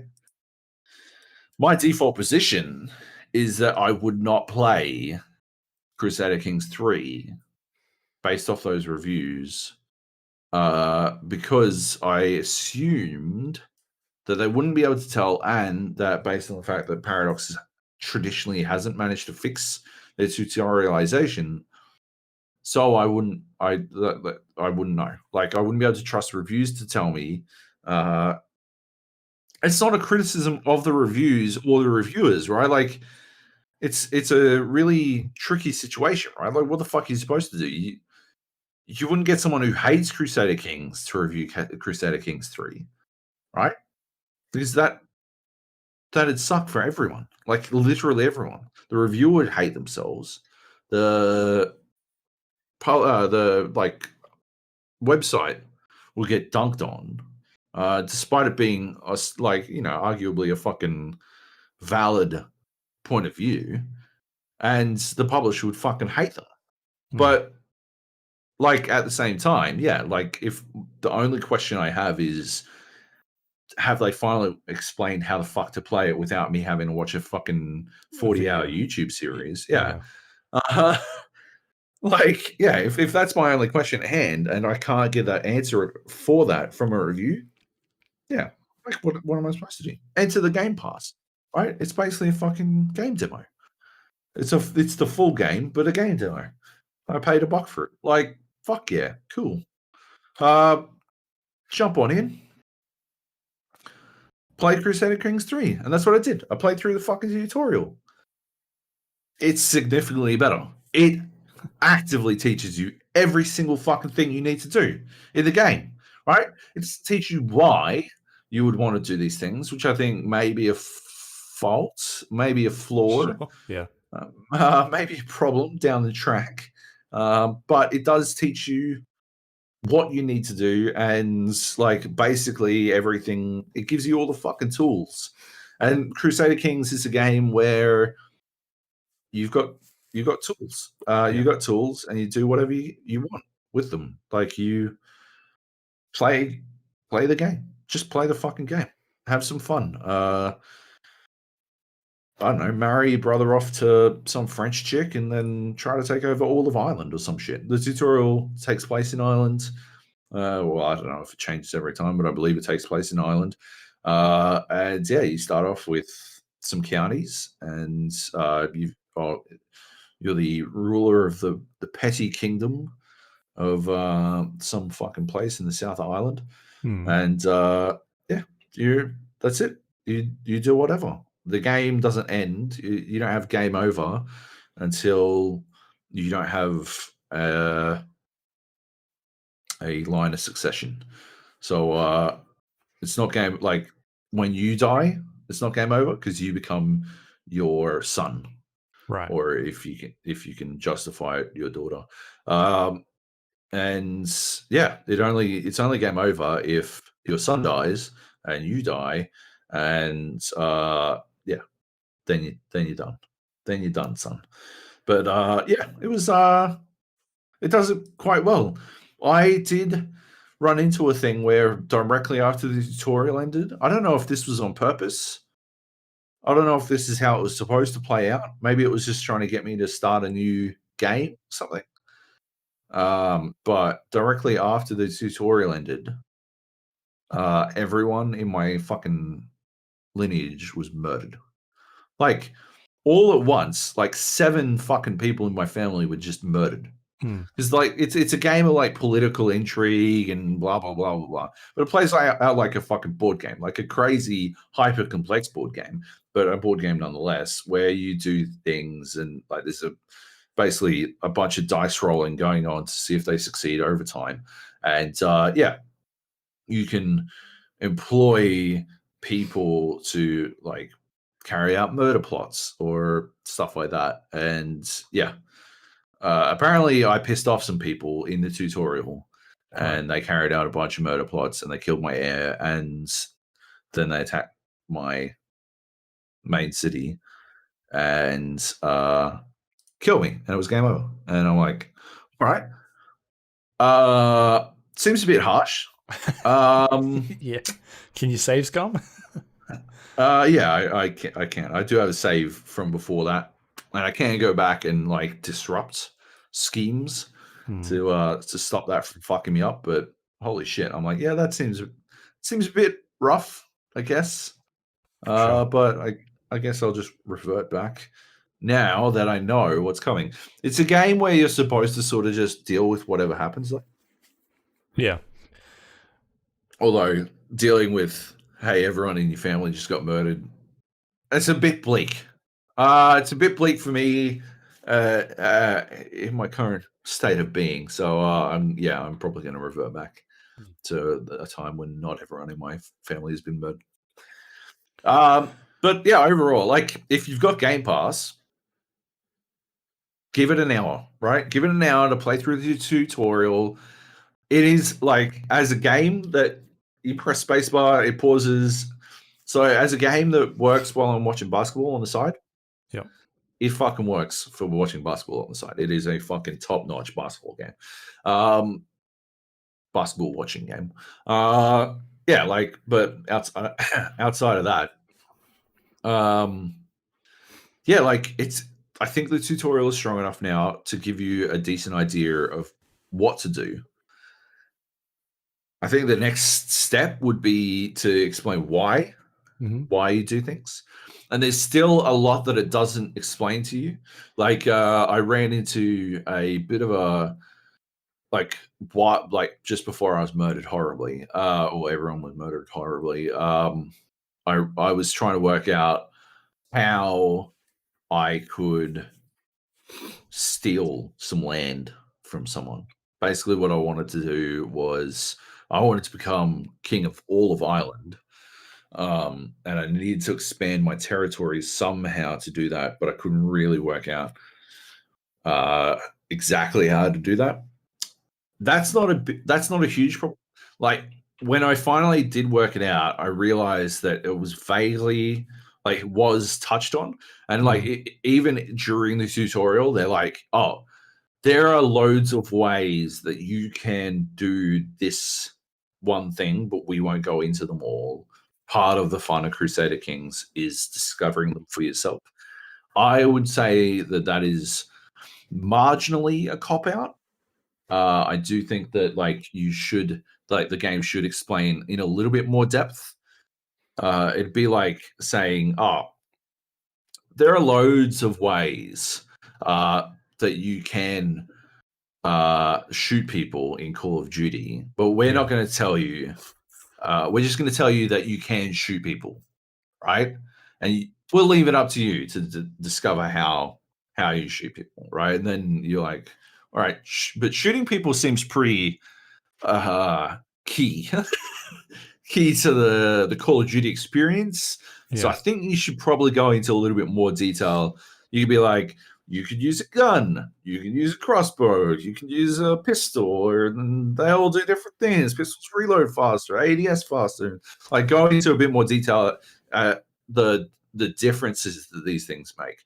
I wound up like in my circumstance, I got my bishop to forge documents of authority to give me the opportunity to take over a nearby county, and that allowed me to take over a nearby duchy. And so I had two going on. That might be why everyone in my family got murdered. I don't know. That's the other thing. That's the only other thing, right? The only other thing is I lack a lot of clarity on why things went wrong for me. Yeah. And I find that my learning style is such that like I mean fucking go back to golf, right? Like if I can't work out why I can't fucking seem to putt for shit, then I'm just gonna get frustrated every time I putt like shit, right? Because I can't. You don't know what you're doing wrong.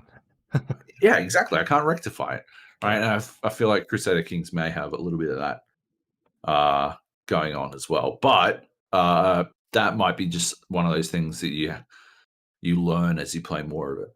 But I'm very keen to continue to play it. Sounds very different to the game I thought it was, because I thought it, like looking at the screenshots and things, I thought it was like a Civilization type game, but you're describing a bit more. So there's a bit more going on there, like some RPG type elements as well, and things like that. Oh yeah, like there are.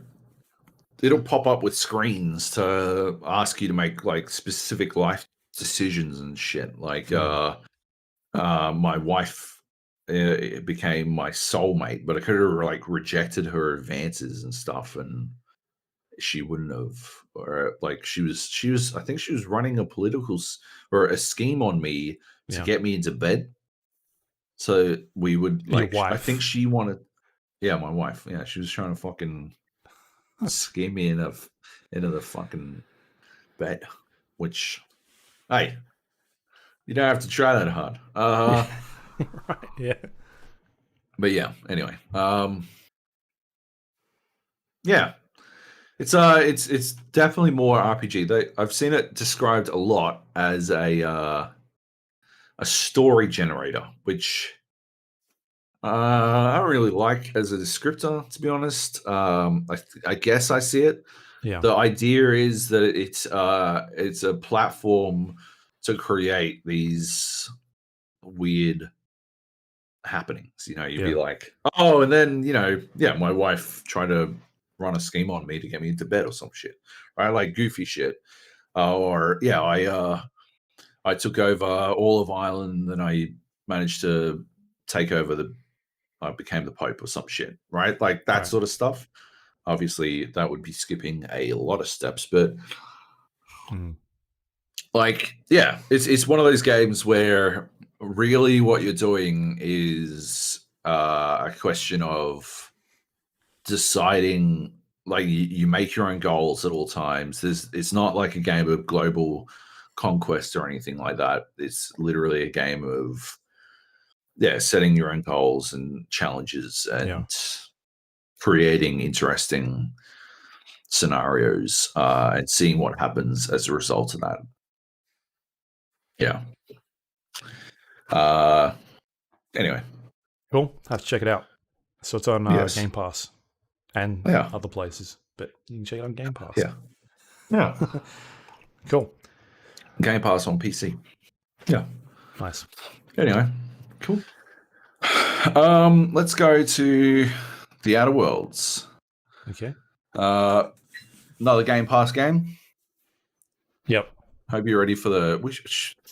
Does the G in the gap stand for Game Pass? We hadn't thought about Game Pass games. Yeah. Microsoft. By Microsoft. Give us money. Give us money. The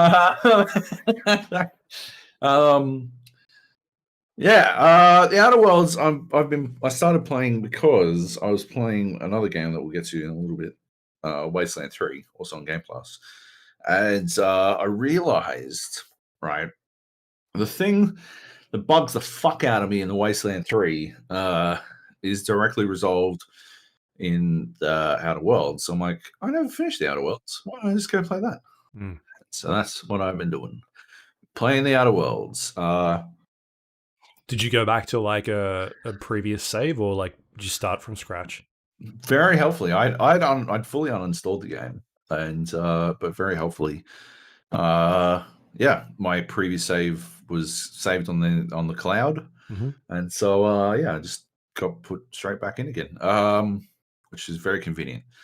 So I'm just wandering around. I wasn't that far into the game, so I'm just doing the geothermal plant. You played through the Outer Worlds, right? I played right at the start. Yeah, really early. I'm just doing the geothermal plant mission. So that's the second. Is that the second planet, or that's the space station? No, first planet. First planet, right? Yeah. Just rolling around there. Just soaking it all in. I just staggered at how much how Fallouty it is. It's so fucking Fallout, 3, which is cool. I don't love the shooting model, which I think is why I bounced off the first time. Like, I don't love the shooting in it, which is bad for a first-person shooter. I think it's still better than Fallout shooting. Yeah. I definitely agree. And it's just and considering my primary problem with Wasteland was that I didn't like the combat at all. Like, by comparison, this is significantly better because just sort of, I don't know, I just like shooter combat better than RPG style combat or whatever. And I'm digging it, man. Like, I'm just having a lot of fun. I'll talk about it a lot more next week because I'll continue to play this a lot more. But I'm just enjoying it. The graphics are fucking awesome. The gameplay is fucking great. Like the different like companion skills and stuff, like commanding your squad and stuff is really simple and quick to do. And as long, I think as a direct comparison to a combat system that I didn't like, it's a lot more palatable. I think my problem was that I was coming off games where I really like the combat, and this didn't feel that great. And I think in Fallout, like the difference between Fallout and this and the Outer Worlds is that I kind of went in knowing I wouldn't like Fallout's combat. Yeah, right. And I expected this to be better, and now it's just a pure upgrade, and so it's significantly more palatable as a result. But I'm enjoying myself. So the DLC for that comes out very soon, next week, but it's not going to be. From what I can tell, it doesn't look like it's going to be on Game Pass. You get a discount for the DLC if you have Game Pass. So it's a bit different. Okay. Yeah. I think that's their general model, right? That's what they're driving for. Is that ultimately you'll buy the DLC. That's why Crusader Kings is on Game Pass, because a lot of that is in a lot of the meat of that game is in the DLC and stuff. Yeah. So yeah, but yeah, that's how they monetize it eventually. Right. I suppose. I never got around to finishing Outer Worlds. I think it came out pretty like towards the end of last year. When Yeah. stuff starts to get pretty hectic. And so, Mm. that October, November period is just there's just things going on everywhere. So I really like playing it. It's just Yeah. a bit too meaty. I should get back to it at some stage and check it out, because I was definitely having a lot of fun with it. Yeah. Do All it. right. Cool. What else we got? What's next? Iron Iron Harvest. Harvest. Yeah. This game, you'll be shocked to hear, this game is on Game Pass. Is it? I don't know. I'm I don't lying. think it is. No, I don't think it is. No, Iron Harvest is a RTT, a real-time tactical game, out this week from the people who made. No, they're like a small indie team, right? They haven't really made anything before, right? But it's heavily inspired by Relic's Company of Heroes games. Okay. And it is based on the world created for the board game Scythe. And yeah, it's so it's an alternate history game with some like steampunk vibes, where basically mechs came about a lot sooner than they never fucking showed up in real life, unfortunately. So this is based in sort of like World War One era, Europe, but it has mechs in it and stuff, and so it's a pretty interesting like conceptual game, and it plays out more like Company Heroes, but with mechs, I guess. Right from the get go, it feels a little bit more simplistic than Company of Heroes. Like even with mechs, the variety, it doesn't feel like the variety is there. The variety of the units is there. Like across different factions, they all feel pretty similar. Each different unit feels pretty similar. The guys with the shotguns feel like the guys with the rifles, and guys with the grenades are pretty much the same across the fucking board. But that said, it feels like pretty good to play. Like it's such a unique concept that I think it works. Like there's, I guess the differences are largely aesthetic, but because they're so aesthetically different, it still feels varied enough. It still feels like they're different enough. The biggest problem I have with it is that like the AI isn't very good. Right. The AI is actively bad sometimes, and I think that is a pretty big problem in a game where it needs to be on point. It needs to be strong, because unless your save's coming, the setback, the punishment for failure is pretty high. I guess I talked, it's a bit similar to Windbound, right? Like anytime you get dicked about by the game, anytime you get unearned setbacks, that feels bad. And that has happened quite a bit in Iron Harvest, primarily due to the pathing of the AI. They'll walk into, like, you'll direct them to do one thing, and it's a game where, like Company Heroes, like all real-time tactical games, it's a game where you want your people to move from cover to cover, to set up before they fire, all that kind of thing. But you'll see them, you'll direct them to move into cover, and half of them will run around the fucking, like, there's a wall, and you'll tell them to get in cover behind the wall, from behind the wall, and they'll run around the fucking wall in front of the wall, and then run all the way back around and do a fucking 360 loop of the fucking wall before they get into cover. Wow. Triggering the enemy AI and half of them getting burned alive in the fucking process. Like, that is not remotely what I fucking said should happen. And I don't feel like that one's on me. And the only alternative is to, like, micro click them all the way up to the fucking wall, which feels really bad and shouldn't be a fucking necessity in fucking 2020, especially if Company Heroes 2 largely solved the problem fucking 10 years ago. So, like, yeah, that in itself feels bad. The only mitigating factor is that the AI is bad on both sides. It's not just you getting ticked about. Like, your unearned setbacks certainly come at the hand of some bad AI, but unearned victory will also come at the hand of the same AI on the other team. The very first, the tutorial mission, you have to, like, the finishes with you, like, killing these 2 tanks. And my dipshit team, half of them ran into a flamethrower, which was expressly not what I told them to do.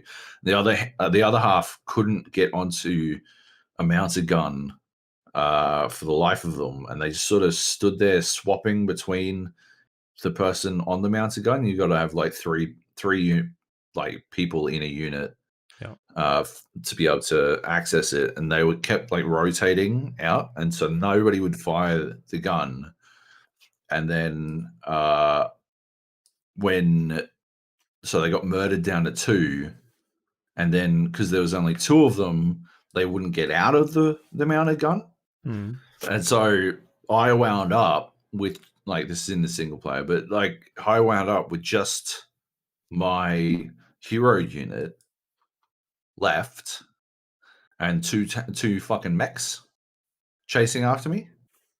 But they were at, like, fucking 5% health because the entire time, like, they weren't even the ones that killed any of my dudes, right? Like, my bear killed those dudes, killed most of the enemy, and the enemy units outside of the mechs were sort of just, like, running around fucking murdering everyone, getting killed by the sniper, and the mechs were sort of stuck in this one, like, they couldn't path around each other. They didn't want to, like, collide with each other, and they couldn't path around each other. So they were just sort of, like, rotating back and forth for fucking ages while my sniper shot them. So she did shitloads of damage to them for fucking ages. And then once everyone else died and the bear died, then the mechs chased after me, but I was able to fucking kill them, mostly thanks to the fact that they glitched out for as long as they had. Like, it was a fucking mad goof, and shouldn't have played out the way it did. Like, it's nice that I didn't lose the fucking mission, because I would have been extremely upset if I'd lost the mission based on the AI fuck up. But the only reason I won it in the end was because of the AI fuck up as well, and that's just not a good look at the end of the day, you know? It feels like a game that needs a lot more work, but at the same time, it's a platform for, I think, some really good things. I'd love to see it expanded out more than it is, and I would love to play some fucking multiplayer. Some multiplayer of it. If only it was on Game Pass. Test run. If only it was on Game Pass, then we could all play multiplayer. Yeah, I'd love to play some multiplayer, check it out. If only to see if we should just reinstall Company Heroes 2 or some shit. Yeah. I feel like it will probably get modded into, like, a state that works a lot better. Because that's what happened with Company Heroes, right? Right, yeah. Eventually, or maybe they just fix it. Or maybe they just fix it. Yeah. Yeah. It's possible. Yeah. All right. Yeah. Anything else to add for that one? No. I'll keep checking it out, but I'm probably not going to put too much time into it. Yeah, I enjoy it, but Yeah. It's too buggy at the moment for me to Right. take It's very out on seriously. Steam, right? It's on Steam, yeah. Okay. I Cool. think it's $70. Definitely would not buy this just to check out multiplayer. Holy shit, that's crazy. Yeah. That's insane. No, that's insane. Yeah. No, thank you. No. All right. Next up, we've got Wasteland 3. So this is on my Game Pass? first. Yeah, this is on Game Pass. Game Pass. I've not played a Wasteland game before, but you have. You reviewed the last one, right? Yeah, I reviewed Wasteland 2 for PC Power Play back Cool. when PC Power Play existed. What is it? What is Wasteland? So Wasteland is an RPG, sort of a Fallout style RPG. You know, a top down CRPG style, walking around, talking to people, managing relationships, and getting to post apocalyptic combat. Fallout in the traditional sense. Fallout 1, Fallout 2, Fallout Tactics, not Fallout 3, Fallout 4, Fallout New Vegas. Yeah. Top down, like not first XCOM. person, Yeah. not a shooter, sort of like XCOM, I suppose. I mean, the combat is like XCOM. The combat's definitely like XCOM, yeah. But outside of that, it's wandering around towns and talking to people, and it's a genre that's seen a lot of fucking a good upswing. Yeah. Lately, and I would credit a lot of that to the success of Wasteland 2. I'm not saying that, like, you know, they take a long time to make these games, this type of game. They're not easy, they're not short, but like that said, you know, I'm sure a lot of them were in production before Wasteland 2 came out, but the I don't know, the popularity of them is definitely, I think, can be attributed at least in part to Wasteland 2's success. And Wasteland 3 is basically Wasteland 2, but like better, bigger and better, right? Like it just does everything Wasteland 2 does, but bigger and better, right? Yeah. And I think Divinity as well, kind of. Yeah, Divinity definitely fed into that as well. 100%. You're right. But yeah, it's this. I don't know. It's just this bleak version of a post-apocalyptic nuclear wasteland America that is.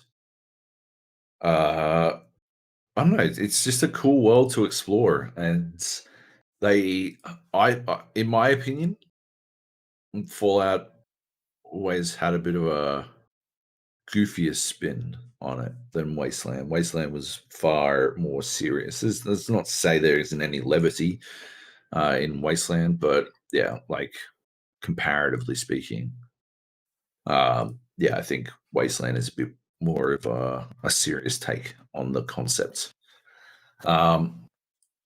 Wasteland 3 starts with you heading to Colorado with the Rangers.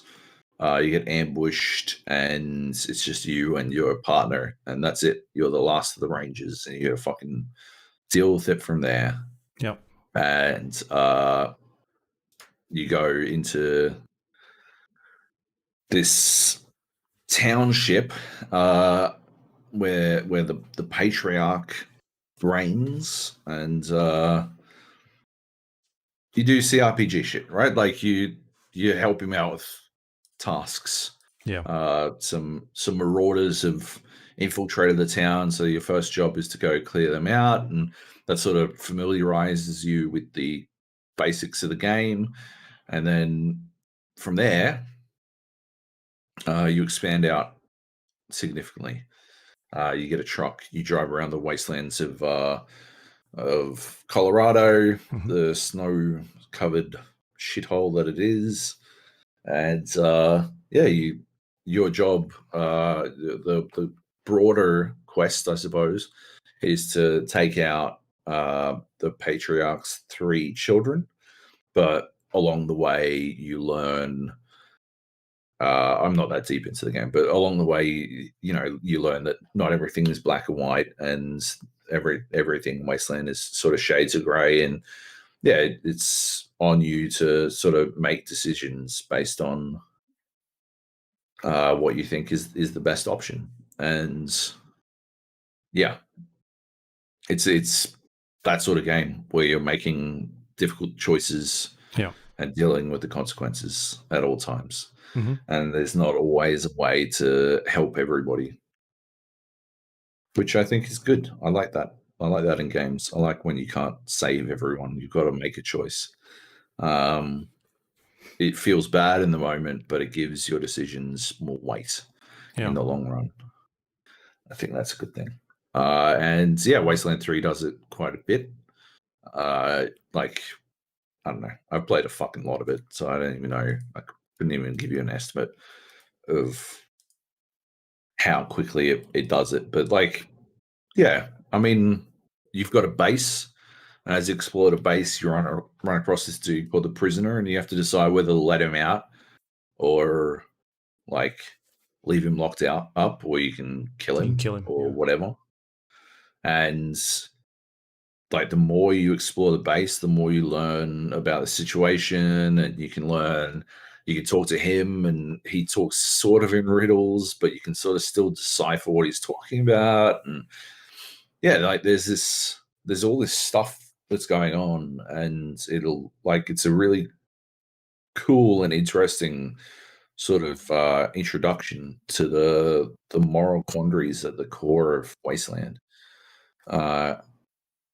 Yeah, you got to make a decision. What do? Do you let him out? Do you kill him? Do you leave him locked up? Leave him locked up is sort of the coward's choice, in my opinion, but you can do it. I left him there. You left him? Yeah. Left him locked up? Yep. I let him out. I didn't trust him. I let him out because he seemed like a nice dude. But yeah, what are you going to do? Like, that's the entire game. Everyone's going to have a different answer, or not everyone's going to have a different answer, but like a lot of people are going to have different answers, different interpretations of situations, different reasons for making the choices that they do. And I think that's what's really cool at the core of Wasteland. And then you've got your party. I think the party's too big, if I'm being honest. I think the problem is that it goes from 2 players to like 6. Like, there's just like this huge, there's no gradual sort of increment. And like when you played a game like what recently did I play? Like Desperados 3, right? Where that game kind of introduces you with like, here's one character, and then it introduces you to a new character, and then all of a sudden it's now that character plus someone else, and then the next mission is another character you haven't met before with new abilities, and then someone else. Like, they sort of slowly get you to learn the way all these different archetypes work with each other, or like what they do, whereas this is just kind of like, here's 6 characters, go for it and figure it out. Yeah. And because it is an RPG, like, everybody, there's like 9 stats that they can put skills into. Sorry, 9 points you put skills into, and then on top of that, they've all got like half a dozen perks that you can also have a look at, and all these different traits that you got to try and figure out. Like, all right, what should I be picking up? Like, who's my medic and who is my sniper or my close range combat? And it doesn't really give you a chance to figure that out. It just kind of throws you in the deep end and is like, good luck. See how you go. And I actually ran into an issue with that early on, where I picked a bunch of characters that I thought would work really well, got into my first fight, and then ran out of ammo for the characters because like they're all using the same thing. or they needed like I had a flamethrower guy, and he attacked twice, and then that was it. He was out of flamethrower ammo. That was like, all he had. Yeah. I don't know what else to do now. Like, where do I get more flamethrower out? Yeah. Anyway, stuff like that is just, I don't know if I like the ammo system at this point. Like, why is it there? I'm going to go further than that. I don't like the combat in this game at all. Yeah. At all. I fucking actively hate it, man. I nearly lost the second fight. So you got the first fight, which is a tutorial fight where the AI actively doesn't attack you. And then you've got the second fight, which is sort of your introduction to, hey, you've been unleashed on this world. Everything's going to happen as it does. Mm. And my fucking characters whiffed, pardon me, whiffed 80% shot chances, like 4 in a row. And like one of my characters got fucking downed. And I was on a bee's dick of health for the first real fight. None of it was my fault, right? Like, what am I supposed to do if they're just gonna fucking like shit their pants on 80% shots, right? Yeah. Like those are good shots, right? That's a high percentage, right? Like, for fuck's sake, what the fuck? And yet they just keep fucking missing them. That's not on me. How the fuck is that on me, right? Joab, that's how fucking percentages work. Oh, it's the gambler's fallacy. They're not gonna, just because it's 80% doesn't mean they're gonna hit 4 out of 5 times. I don't give a fuck. Gloomhaven does exactly the same thing. We had to fucking change the fucking rules of Gloomhaven because I was gonna fucking quit. Not just me. Nate was gonna quit as well, right? Clearly, neither of us have any fucking patience for this kind of shit, right? Gloomhaven has, at least it's removed the dice rolls, right? But it does this thing where you draw from a modifier deck when you play. So you draw from the deck, and it'll be like +0, -1, -2, ×2, and there's a hit card, right? We, like, really early on, when I was knee deep in not loving Gloomhaven, what happened repeatedly is when you pull the miss card, you're then supposed to shuffle the modifier deck. And I would pull the miss card, and then I'd do another couple of attacks, and then I'd pull the miss card again, and I'd have to reshuffle it. And then I'd do another couple of attacks, and I'd fucking miss again, right? And it's a fucking 20-card deck. So it shouldn't be happening anywhere nearly as often as it is, right? There's a 5% chance that I'm going to fucking miss. But just through sheer shitty fucking luck, it was happening way too often, right? I fucking hate it. So we modified it based on a house rule that I saw someone, like, basically what I did was I Googled, hey, is Gloomhaven supposed to be a repeated kick in the dick, or is like, why does everyone think this is a fun game? All that's happening is someone is stomping on my fucking balls, right? Basically, Google did exactly that, and someone else had said, hey, to stop Gloomhaven from being a repeated kick in the dick, this is what me and my group did. We made it so that when you pull the miss card, you put it out of play, and you don't reshuffle the modifier deck until you then pull the crit hit, the 2 times, because that is also a shuffle, right? When you pull that, then and only then do you shuffle, because then you've gotten you got the critical hit and the critical miss, and then you shuffle them. So you're not like, if you've missed once in a round, you will not miss again until you've shuffled, right? It's not like there is a lack, like suddenly it is no longer, oh, fuck's sake, I'm just gonna fucking, like, we need me to hit this to win it all. All of it relies on this dice roll. Snake eyes. Well, cool. We've fucked up. We're done. No, I've got no patience for it, right? Yeah. Wasteland 3 doesn't have anything like that, right? It is just, there's 100% the possibility that you will miss fucking 5 times in a row on otherwise guaranteed shots, and you just sort of have to fucking deal with it. And the only way to fucking deal with it is to save scum. And that feels like fucking garbage. I've got no fucking patience for that shit in any game. I do not like percentage-based fuck. Like, I just don't understand. I do not understand. Like, there's multiple layers to what I don't understand about this shit. First of all, Gloomhaven doesn't use dice rolls for a very fucking specific reason, because people fucking hate dice rolls, right? It could be Gloomhaven, your modifier deck is like 20 cards, right? It could be you just roll a d20, And if you roll a 1, which you could like theoretically do a dozen times in a row, then that's it. You roll a 1, you miss. Roll a 20, which you could do a dozen times in a row.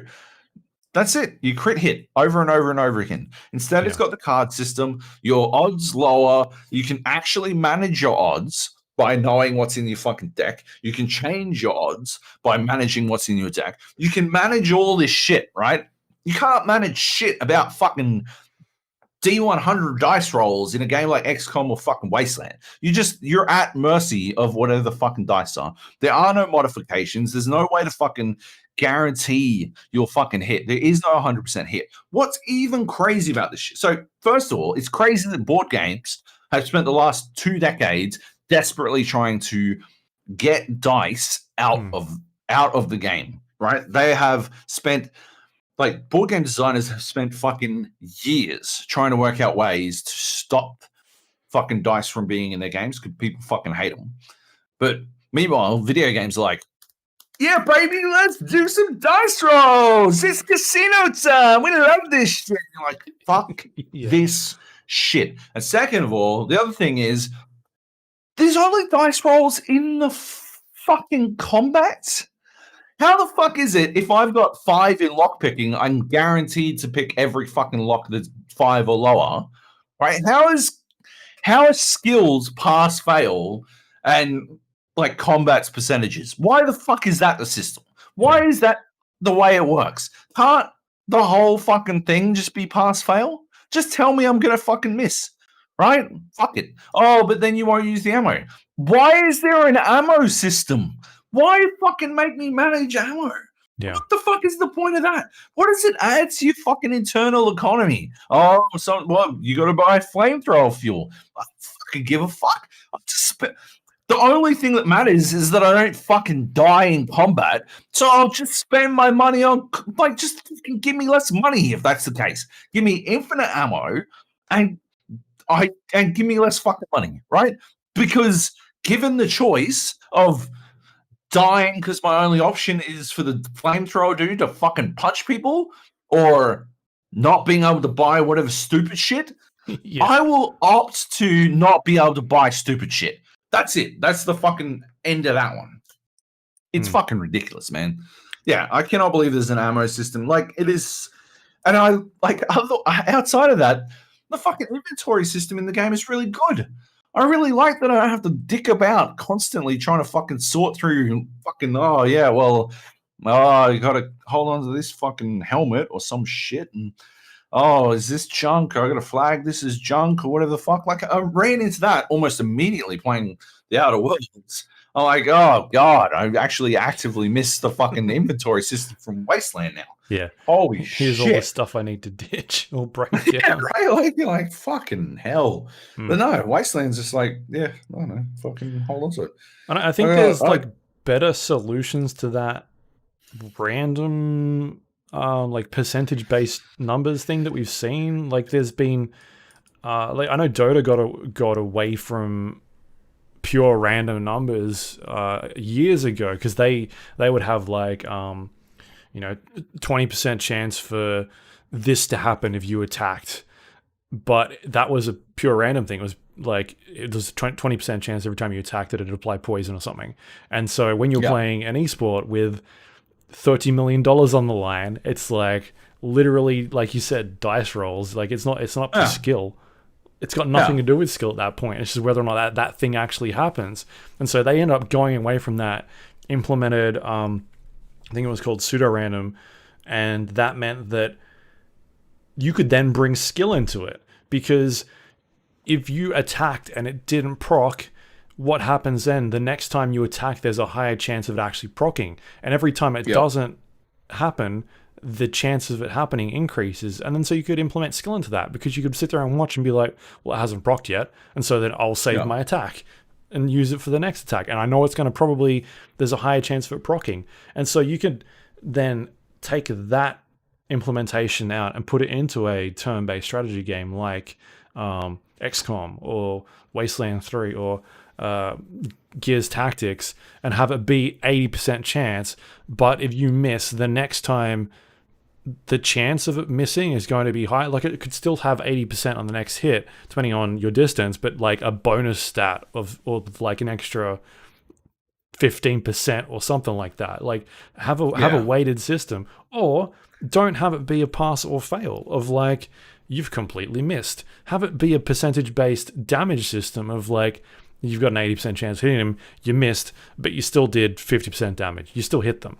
Like, you just did you grazed them on the shoulder or something. Or I think there's some sort of, I think there might be some sort of system in there, but the one I've seen is very minute. Like, you do a minimal amount of damage.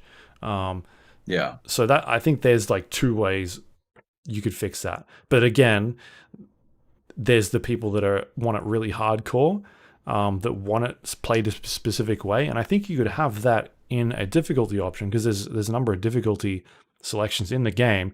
You could just have it like, all right, we're turning off pseudo random, or like weighted random chances, or whatever you want to call it, and have it play like a pure classic RPG with dice rolls. But I think that people don't enjoy that. Like, how many times do you play those types of games where you're standing in front of someone with a shotgun and you've got a 90% shot of hitting them, you whiff it, and you do 0 damage, and you're like, all right, cool. Right? That's not fun. And that's like, there's a reason there are XCOM memes about 95% being a guaranteed miss, right? There's a reason for that, because it doesn't matter if most of the time you hit that, right? The one that sticks in your mind is the time that you fucking miss, right? And that's the problem with those percentages. That is why those percentages don't work as a player experience, because you don't actively remember the hits that you were supposed to hit. You remember the misses that you were supposed to hit. Yeah. It's a fucking bad game experience overall, in general. That, and Wasteland 3 doesn't have fucking any kind of fast travel system, so you wind up waiting fucking ages. I don't know if you've gotten into the habit yet of pressing spacebar before you fucking move anywhere, just so that you auto select all of your fucking team members. But but the amount of times I've fucking stood at my fucking truck waiting to fucking go somewhere, and then I've like realized, because I haven't been looking at my group moving, I've been looking at where, like, I'm going from fucking one spot over around the fucking town all the way to my fucking truck. And so I'll just like mouse around the fucking map, pathing my fucking chart, and then I fucking get to the truck, drop the fucking beacon, and then she, like, my fucking the character I use most of the time, because she's got high perception, so I usually lead the way with her so that I can find spot secrets. shit. Yeah, or mines. Oh my god. Have you had a case where you like fucking everyone just walks in? Like, there was one room where there were like fucking traps everywhere, and just fucking everyone piled in. Yeah, the armory in the first area you come across has mines. Oh. But I'd accidentally spotted the mine, walked around it, opened another door, but didn't have my perception person in there, and just like, oh, there's a crate here. Walked through, they got set on fire. So I reloaded the save, and then I didn't realize it had selected all of my units, and so when I pressed move, the one dude walked around it, and everybody else fucking ran in after him. And I was like, no. Like, I would have a video clip of me like yelling at my computer, being like, no, what are you doing? So yeah, I've had that a couple of times, but no, I'm not as far as into the game as you. I just got to the next town, and I walked there. I think I didn't take the truck. I think I walked there. I don't know. Right. You walked to. I think I walked there. Yeah, I think it asked me do I want to go take the truck or just walk? And I was like, just walk. So I don't know. Right. Just put me to the town. There's like a bunch of people standing around that are about to be executed, and there's like a mobile. Yeah. So that's where you're very early, right? Pretty early. Fucking. Yeah, the amount of I'll run them all over to the fucking truck, and then it'll be like, you must assemble your group before you may move on. And I'll like look, and it's only the chick and my companions, and none of the fucking group. And I'm like, space, click, wait. There's no fucking fast travel. Just fucking fast travel. Oh my fucking god. Yeah. Anyway. Right. But otherwise, the RPG-ness of it is really well done. Yeah. Like that first giant spider thing you come up. No, not the first one. It's later on. It's like in the car park or the garage or something. In the garage. And you go up to it, and there's like a bunch of options there. And one of them is like hacking skill for like investigator type thing, or there's like a couple of different options there, but you're like, oh yeah, I'll hack it. And then you hack it and it like arms the weapons on it and it starts attacking you and like, oh shit, I shouldn't have done that. Just like funny things like that where you just find yourself in situations where you think, oh no, this will be cool. It's fine. And then it just goes completely wrong. I'm okay with that sort of stuff. Like I don't want to restart those type of decisions. It's the ones where I accidentally walk into a trap when I didn't mean to because I didn't realize that was a thing until it actually happens. Like there's talking about games where it doesn't teach you. Like at no point earlier did it be like, you need to use this thing in order to find this trap. It just kind of just blows up in your face and just murders like half of your team. It doesn't really warn you that's about to happen or anything. So yeah. I mean, there's a lot of cool things going on in that game, but also I do not like, I don't really understand the ammo system, why that is there yet, other than to make it more challenging, which isn't fun in my opinion. And then the standard like turn-based combat numbers, 80% chance hits, and that you're never gonna get anyway. It's some of that stuff I wish wasn't in there. Like you can turn off like friendly fire and things like that. Like why not give me the option to turn off random, like true random numbers? Give me a pseudo random or like a weighted number system. It's a little bit strange. But otherwise, like I'm enjoying it so far. It seems like it's pretty deep. Yeah. I haven't looked into the difficulty. I am very tempted to just drop it to low difficulty, provided the low difficulty doesn't impact like skill checks and stuff. Yeah. If all it does is make the combat easier, because I return to the fact that nobody should play a combat system that they don't enjoy, and I do not enjoy this combat system. It might be just the easiest way to alleviate my greatest issue with this game. Otherwise, and if I were to fix that, the only other thing I would need to do is, if there was a fast travel mod, I would get it in fucking heartbeat, because I do not like sitting there waiting for shit to move around. Right. Yeah. But yeah. Cool. Anyway. Anything else to add for that? I don't think so.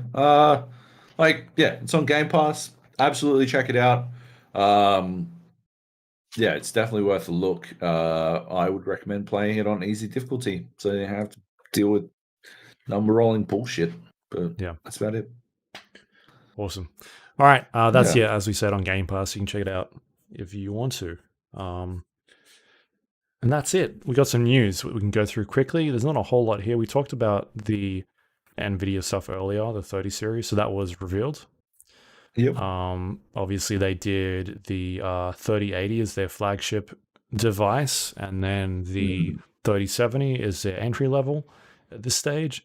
Then they brought out the big Titan, the 3090, which is a beast. It's a lot more expensive, but it's also extremely powerful and probably cheaper than what their Titan X's were. So that thing looks insane. It's also taking up 3 slots inside of your computer tower. So you'd probably need some room. It's ridiculous, but it is a beast. I can't even imagine who would use this card outside of Henry Cavill. YouTubers flexing. Oh, yeah, and Henry Cavill. Isn't he just a YouTube flexing at this point? Literally flexing most of the time. I've got no idea who the 3090 is for. Is literally just I was talking to Costa from Oz Gamers, and his theory, I believe it was his theory, was that it exists solely so that no matter what AMD does, Nvidia can still claim that they've got the fastest card. Like, it's just essentially an unbeatable card. Like Right. what you'd have to go through to get to something that could beat it is just out of. It's the same thing that they did with the Titan. Like, no matter what Nvidia can say, they've got the fastest card on the market or the Yeah. best card or whatever. Yeah, it is. Well, the It thing is they were literally pushing just there for for bragging rights. in this was the 8K gaming, right? With Yeah, but was it 60 FPS? 60 frames a second at 8K. Yeah, like, Okay. all right. I don't even do Cool. 4K at this stage. Yeah, right. Actually, that's a lie. There are games I play on at 4K. I don't have a 4K monitor, but the Nvidia has some like adaptive resolutions you can do now, where you can run them at 4K, but it kind of scales it, so you can still actually have a 1080p monitor or 1440p and just change the resolution. So there are games I actually run at 4K, but I don't have a 4K monitor, let alone 8K. But yeah, you could do that if you want to. They had a couple of, I guess, gaming industry personalities that were playing on like 80-inch TVs, like Control and Wolfenstein and that sort of stuff, and they seem quite impressed with it. But that's kind of hard to tell, right? That's kind of why you get those people in there to experience it, because you can't show someone on a stream sitting at home, hey, this thing's running at 8K. It just doesn't come across, doesn't transfer. No one can see it. You can, like, especially on the stream, you're not even watching the stream at fucking 4K. Yeah, they streamed it out at 1080p. So like, right, you're already in the hole. Yeah. Yeah. And that's why you got like Adam Sessler sitting there being like, I can see the tread marks on this tire type thing. Yeah. Anyway, did they say anything else about that other than the price? I think it was 1500 US? I think it was 2400 AD or something like that. Right. Yeah, 1500 US, so it's going to be expensive. That's compared to the $699 for the flagship and the $499 for the entry level. A couple other things they talked about, which was the broadcast software. This seems like a extension or like an evolution of the RTX voice, which we use in our podcast now, which filters out background noise and other things in there. So the example that they showed was somebody using a hairdryer while they were broadcasting, and it eliminates the sound using the graphics card. They've since updated RTX voice at least to allow you to use older graphics cards, so your GTX series. You no longer need to, I guess, hack it. It's just going to use more power, but that's there now. But they're kind of taking that software a little bit further. They're calling it broadcast software, where streamers can use it. You can do things with your background. It seemed to work pretty well from what they were showing. I don't know if I would ever need to use it in my case, but I don't stream anything. But you could like basically eliminate like a green screen or like some sort of chroma key in your background. Like you in theory wouldn't need that. You can kind of just use this software and it'd kind of get rid of all that stuff for you. So that's kind of cool for people that use that. Anything else in the broadcast software that you can think of that they talked about? No. Not off the top of my head. Fortnite RTX is coming, so ray tracing reflections to Fortnite. They released some extra stuff for Minecraft, new maps, which I'm still not really into. Like, I want to play the actual, like the survival Minecraft. I don't want to do any of the creative stuff. That's not. I don't know what the hell I'm doing in there, but that just doesn't really interest me at all. So still waiting for that to come out. We'll see what happens. And the other thing they showed off was some new G-Sync displays. They're bumping them up to 360 hertz for, right? I don't know why, for esports. They're basically selling them to esports. So ludicrous. I don't need one, I feel like, at this stage. No. Yeah. Anyway. But I guess you got to have some reason to justify getting people to buy 3090s. Yeah. Right. Anything else to add about that other than the excessive amount of spatulas that were on display? Like, No, I yeah, like I was saying, like I only watched the playback stream. Even that wasn't in 4K by the time I watched it. Though it took them fucking ages to put out the 4K Okay. stream for some reason. I don't know why. Yeah. But yeah, I mean, I was already on board before it came out. I was guaranteed fucking day one sale no matter what. I've just been waiting for this generation to drop basically. But Right. yeah, the reaction across the internet has been pretty hefty. People are fucking about this shit. Yeah. Which is pretty So I cool. was watching it live. I like how everybody was pointing out this spatula thing, and it wasn't for a very long time where people were like, that graphics card is like sitting right behind the back. Like nobody noticed that it was sitting there until a little bit later on. It took them a while for people to discover that, which I thought was pretty funny. Um, so yeah, well, I either thought they were going to do something weird, like the background is is not real, that type Yeah, of that's thing. yeah. Like that when the presenters in the PlayStation conference weren't real, that type of stuff. Um, anyway, so I might go watch that 4K Cyberpunk trailer because I didn't see it in 4K. That game is going to be disgusting on that card. Mhm. Um, I'm so anyway, excited. anything else to add about the Nvidia No, stuff? No. no. Next up, we've got DirectStorage coming to PC. We already talked about I already talked about this. Yeah. that. Yep. Next one is a Halo veteran.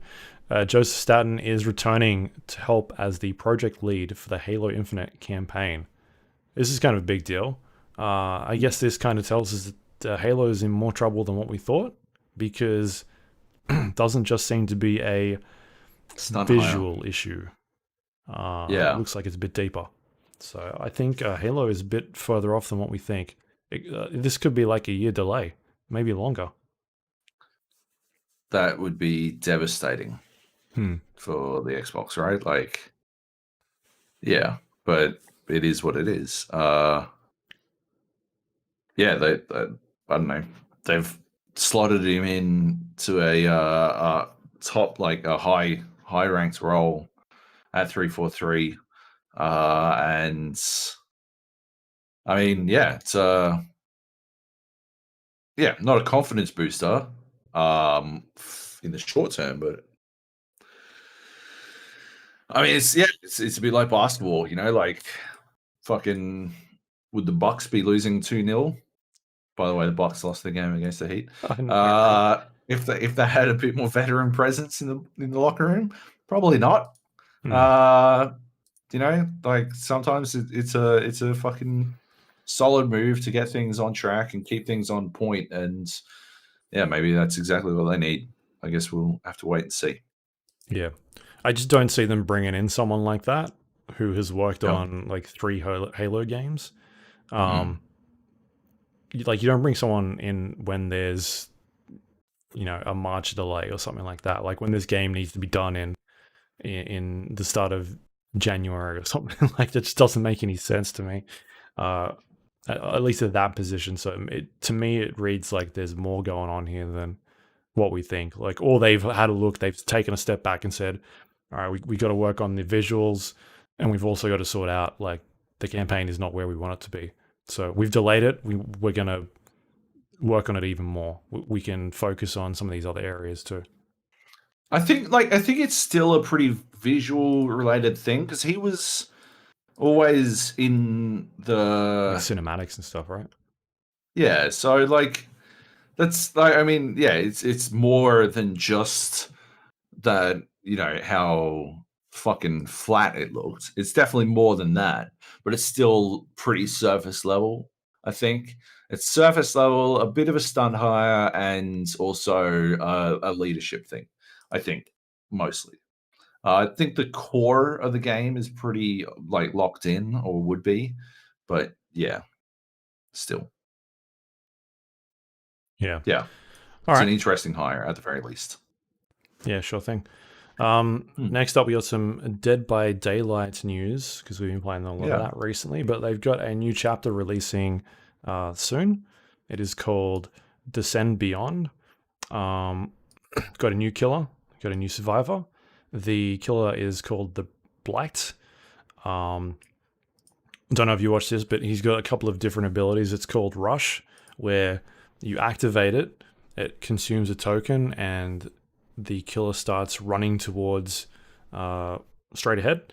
And you need to basically run into an obstacle like a wall or something that's in the environment, which will cause them to stop, and then they'll be able to then activate another attack, like another rush ability, which allows them to attack. So the first one doesn't allow you to attack at all. They're just kind of like a way of gaining a bunch of ground on your target.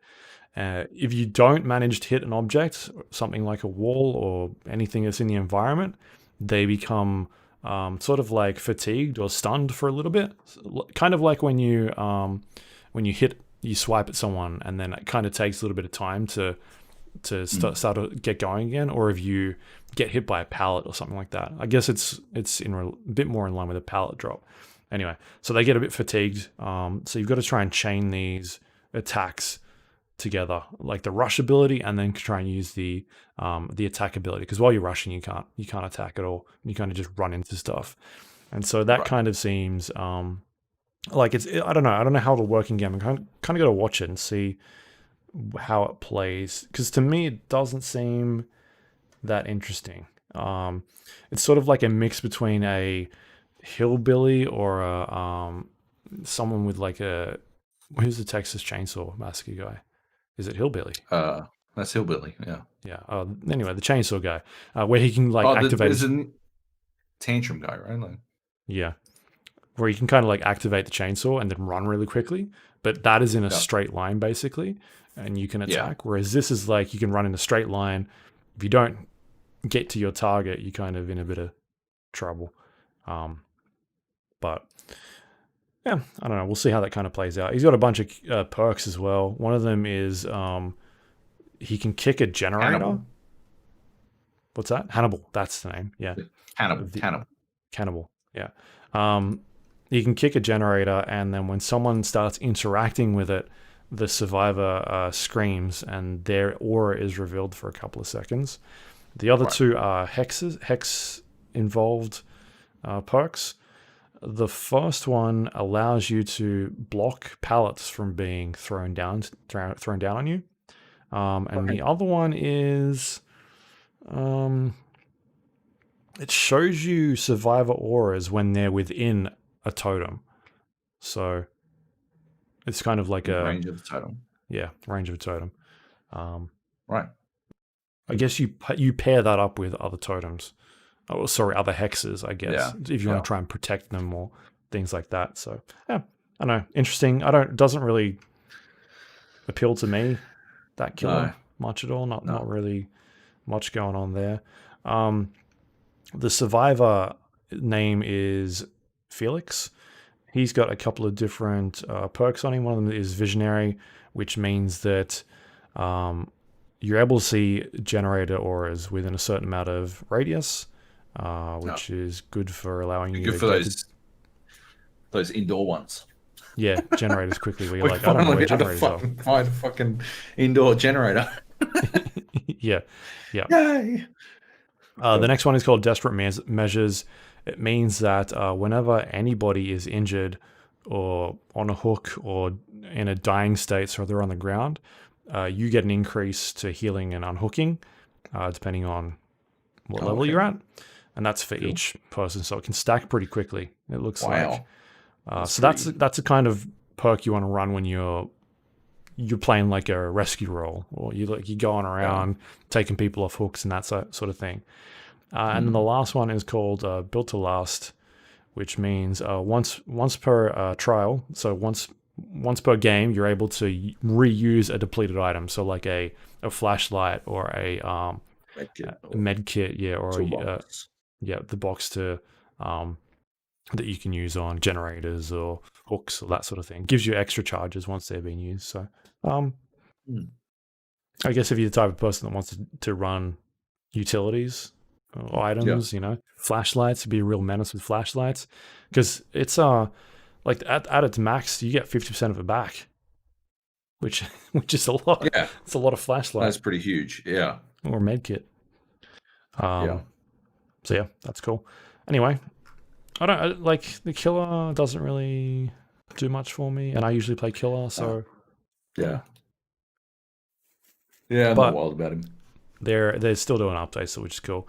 Also, speaking of updates, they've talked about next gen, so they're moving to 60 frames per second on 4K, as well as a graphics update. So they'll be doing animation overhauls, textures. They'll be changing some of the way the levels look, that sort of stuff. So it won't just be a resolution update. It looks like they're going in and making changes to a bunch of the assets as well, which should be interesting to see what that game looks like.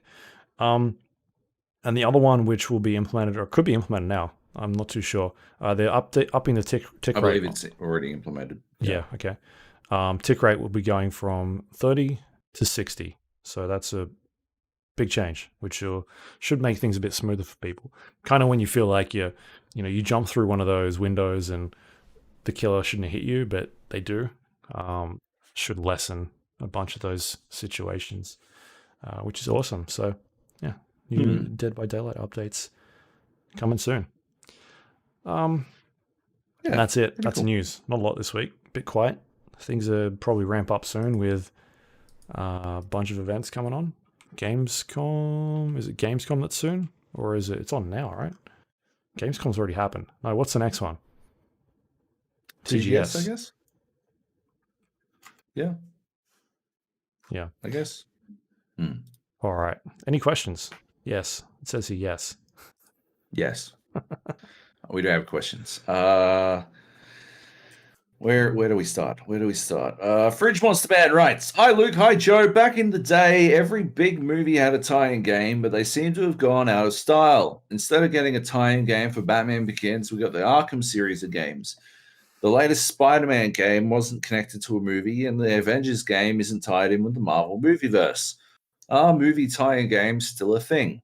Or am I not spending enough time burrowing through the bargain bins? Maybe I need to be a clueless parent in order to see them. And which is the best movie tie-in game?" Oh, that's a lot of questions. First of all, interesting to see the Avengers game isn't on the list from you, Luke, from this week. Well, you didn't opt into playing it? No, it's out. It's out on two days, I think, Friday. Oh, really? Yeah. I thought it was. Well, it seems like everyone's playing it already. It's out in early access if you paid for the deluxe early access version that publishers do these days. So no, I did not pay for that version. Right. All right. Yeah. Fair enough. Next week. All right. Okay. So do they still make them? No. Not really. It takes too long to make games these days. This ain't no ET made in 6 weeks. And then immediately dumped in a garbage bin. Yeah. Yeah, they don't generally happen. At this point, movies, the turnaround on films are a lot shorter than what it takes to make games most these days, right? Like, oh yeah. Yeah, you're talking like three years for a decent game. That's like at that stage a movie isn't even started. Like it's probably not like scripting and stuff. Movies turn around pretty quickly at this point. So yeah, it's just the way that games are churned out at this point. That's why you're seeing a lot of I don't know, franchises go towards your like your what Avengers is doing, or your Harry Potters, or that sort of thing. Even GoldenEye, I don't think GoldenEye was sort of in line with the movie. That kind of came later on, and I think that would be my answer for best movie tie-in game, even though it's sort of not. Yeah, I think GoldenEye is probably the easy pick, right? Yeah. What about is Escape from Butcher Bay a movie tie-in? It is directly linked to Chronicles of Riddick, right? I don't think it's I think it's like a sequel or something. Right. Okay. Fair enough. Then I think GoldenEye it is. That's the best. Yeah. Okay. Yeah, I agree. Like generally, you don't see it because it's too long a turnaround, and they're too protective of their franchises as a reason. Like, yeah, then the licensing rights of individuals is too tricky a thing to deal with. I think probably the last good one we saw was probably Batman Begins way back in the day. Okay. That was a pretty good game. I played that on GameCube. That was a fun game that sort of focused on interesting ideas, ramping up fear and stuff like that. That tied in quite well with the actual movie. That's the last good one I can remember. I mean, at this point, it's like, let's chuck in something on Fortnite, like that sort of stuff, right? Or like they Yeah. do tie-ins with other properties. Yeah. Or Yeah. or as Fridge Monster Man pointed out, they sort of go a little broader with it. Like it's not a direct tie into the movie, but still a tie into the IP. Yeah. All right. Cool. Interesting. Cool. Good question. Cool. Liam writes, there was actually a Batman Begins tie-in game, but there wasn't for any of the two sequels. Yeah, that's not a question, Liam. And I said Batman Begins before you did. So yeah. Not a question, Liam. This is the question channel. Sort your shit out. Heathy writes, hi guys, question for Luke and Joab. All right, don't know if that needs to be defined, but would you rather have a shark take your right leg or a croc take your left leg? Good question. A shark or a croc? I think a shark taking my right leg, if only because I believe crocs don't bite and run. They spin. I think, yeah, they death roll, right? So the only way you're losing your left leg to a croc and actually living through it is if you've been through the fucking washing machine and somehow your leg has been torn off in the process, which I think would be a bit like, when you like fucking wrench the drumstick off the thigh of the chicken. I can't imagine that would feel good. I presume the chicken doesn't feel it because it's already cooked by the time I do it. But as an alive human being, I gotta presume that wouldn't feel too good. While a shark would grab and tear, right? But it wouldn't death roll and then twist, which I think would hurt more. So I'm going to go with shark right leg. Mm-hmm. Yep. Yeah. And also, people would probably just think you're an idiot if you get attacked by a crocodile. Like, what the fuck are you doing swimming there anyway? 100%. Exactly. Exactly. Yeah. Krusty Raven writes, what about a third option? Would you rather have a shark take your right leg, a croc take your left leg, or a kangaroo, look it up the middle leg? I'm going to assume the kangaroo. I'm not going to look it up. It sounds awful, but I assume it's that fish. What was that movie with Dwayne Johnson and Stifler and Sean William Scott? They talk about a fish that swims up you. Get the fuck out of here. Welcome to the jungle. Welcome to the jungle. Christopher Walken as well. They talk about something swims up, or they talk about a fish that swims up your ding dong in that, right? Okay. Yeah. Is that the kangaroo? Did you Google it? Did you look it up? No, I don't know how to spell it. Is it C-A-N? Candiru.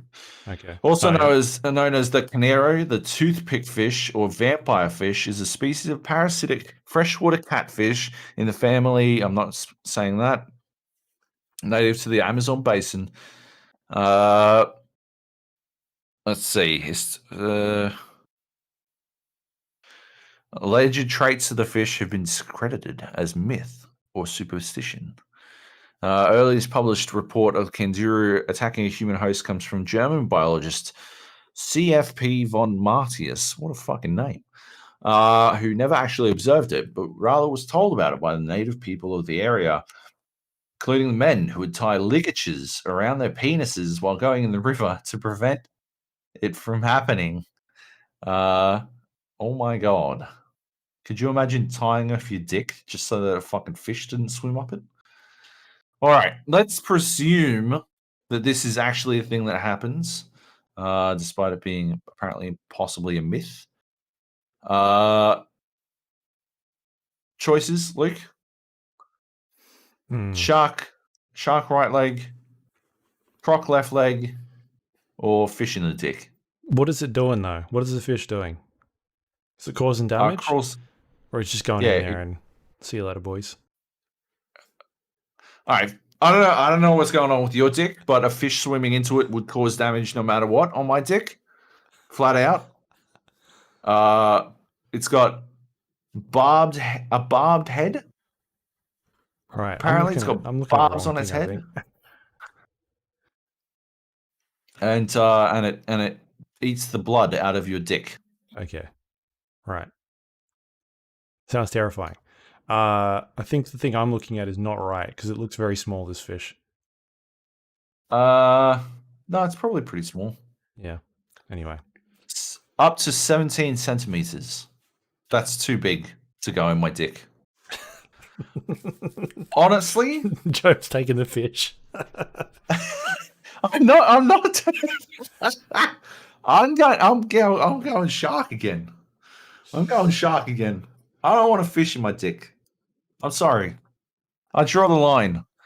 Like, I don't know how small it would have to be for me to be okay with it swimming into my pee hole, but it would have to be extremely small and not barbed. To date, there is only one documented case of a candiru entering a human urethra. Took place in Brazil in 1997. In this incident, the victim, a 23-year-old man known only as FBC, claimed a candiru jumped from the water into his urethra as he urinated while thigh deep in a river. I'm taking the fish. I'm taking the fish. It sounds like I like my chances with this fish. You like your chances? It's not like you guaranteed have to give something up to this thing, and you're going to give up your wing wang. No, it's not guaranteed. It's like we're playing with Wasteland percentages here. We're not playing Wasteland. I've got like a 0.000 point. No, The shark takes your right leg 100%. The croc takes your left leg 100%. Or a fish swims up your dick 100%. Those are your choices, and you have chosen fish in the dick. Yeah, I'll take the fish. A 17 centimeter fish in the dick. I can't imagine you get away with that with a still working penis. I think we'd be fine. Like, there's one documented you think you'd be fine? Yeah. It doesn't matter. It's still a guaranteed. Like, it's happening. It's still happening. There's no chance that it doesn't happen. You're getting a fish in the dick. All right. And Luke's like, bring it on. Bring it on. I got quick reflex. There's no fighting. Either. Says you. I'm not giving up on the fish in the dick. I'm actively avoiding. I'm giving up my right leg to not have a fish in the dick. Like, that's how much I don't want a fish in the dick. You're like, well, I'd rather have both my legs and a fish in the dick than not be able to, than have to fucking walk with a limp or something. Like, ridiculous. Johnny Bravo writes, good question, Krusty Raven. Good addendum. I don't know if it is. I think it is, because we learned a lot about Luke, so it's good. Johnny Bravo writes, hey, gents, I'm about 3 episodes behind at the moment, so look forward to hearing the answer to this question in a month's time. Then we can talk about it, and you'll be asking, what the fuck are you talking about, JB? And I'll be saying, fucking question I asked on the show, dumb cunts. And then you'll go, what? That was back in September, you piece of shit. Anyway, Avengers looks to be pretty averages. All right. But this isn't about the Avengers game, which I think will be out when I listen to this. It's about games now being released and not part of any subscription model available between XBGP. That's good. Just say Game Pass. EA Play, Uplay Plus. Me, games have to be pretty appealing to spend money to buy it outright if I can't just try it out for $7 a month. Do you think it is in a publisher's best interest to sell their game as part of a subscription model, or do you think they should Avenger it up and just charge you $100? See you in the future, JB. I mean, this has been the fucking Xbox Game Pass gap brought to you by Game Pass. Ride the fucking walrus. Like, we love Game Pass on this fucking podcast. I'm 100%. I absolutely think, like, I actively do not think you should try out Iron Harvest because it costs fucking $80 or $70 or whatever the fuck it is. That's way too much for a game that I think doesn't work very well. That's insane. But Wasteland 3, if it was on Game Pass, I'd be like, yeah, try out Iron Harvest. Like, do it. You may as well. Check it out. It might be like a game for you. It might be one to fucking tuck in your pocket and come back to when they've fixed it. One to check in on every other month and see how it's going. No, not for $70. No fucking way. I think it's absolutely in a publisher's best interest. However, there's a lot we're not seeing out of. There's not a lot we're not seeing behind the scenes with these subscription models. It's a lot we don't know for certain. Like what percentage, what it costs to get in on this shit, whether like who's paying what necessarily. You know, you see a game like fucking Fall Guys hit PlayStation Plus as the subscription game, and that's a huge deal. That is a fucking massive deal. It was huge for Fall Guys. Like the upside for them was massive. And PlayStation gets 30% cut of anything that they're buying. Any of the add-ons. Like that's fucking huge, right? Like there's a lot we're not seeing, and I think that you've got to take all of that into account. You know, like at the end of the day, they'll publishers make the best. Like, you know, Iron Harvest and Wasteland were both published by the same publisher here in Australia, or distributor here in Australia. They were both distributed by Koch, whatever, here in Australia. Yeah. Like you got to assume that they're taking all this shit into account on some level before they, you know, Iron Harvest didn't get the fucking Game Pass treatment. I believe it's because Wasteland 3 was in production before they got bought and became a Microsoft second party. I believe that's why it's definitely a Game Pass game. But nevertheless, right, like there's got to be something. There's something going on there. There's some deal going on there that makes it possible where it maybe isn't for others. Yeah. But yeah. I just don't think a game like Avengers needs that. That game's going to be one of the biggest games of this year, no matter what happens. Like it's got a brand name behind it. It's going to sell. People are going to buy it. People are going to buy it, and then it's going to die, and it's going to be real cheap by the end of the year. I guarantee it, because it's a games as a service game that doesn't appear to have all that much going for it. I've seen like some of the people, like some of the streamers who bought in, who play a lot of fucking Destiny and have already bounced off it. Surprising, considering it's basically just Destiny as a beat 'em up. Like it's surprising to me. But yeah, it is what it is. The Avengers, I think the Avengers brand is going to get a lot of fucking traction, but not a lot of like retention. Long-term hold. Yeah, retention. That's the word. Anyway, good question, JB. Look forward to talking with you about you, or whatever month. fuck. I don't know. In a month. Yep. Good stuff. That's it. That's the podcast. That is the podcast. You can find us on iTunes, Android, Windows Store, Spotify, YouTube, all the places you get your podcast from. We'll be there. If you do have a moment, please rate and review the show. Helps other people find it. Appreciate people do that. It only takes like a minute, not even a couple seconds. Not even a minute. You can email us, thegapodcast@gmail.com, or you can go to our Discord page, thegapodcast.com/Discord. You can leave us questions on there, or you can jump into general chat, talk about things that are going on. A lot of Nvidia discussions happening in the last couple of days. Guys are playing video games as well, quite a bit. So you can jump in there and play games with people. Otherwise, you can also find us on social media, facebook.com/thegapodcast, twitter.com/thegapodcast. You got a YouTube page, thegapodcast.com/YouTube, and watch the video version of this podcast if you'd like to.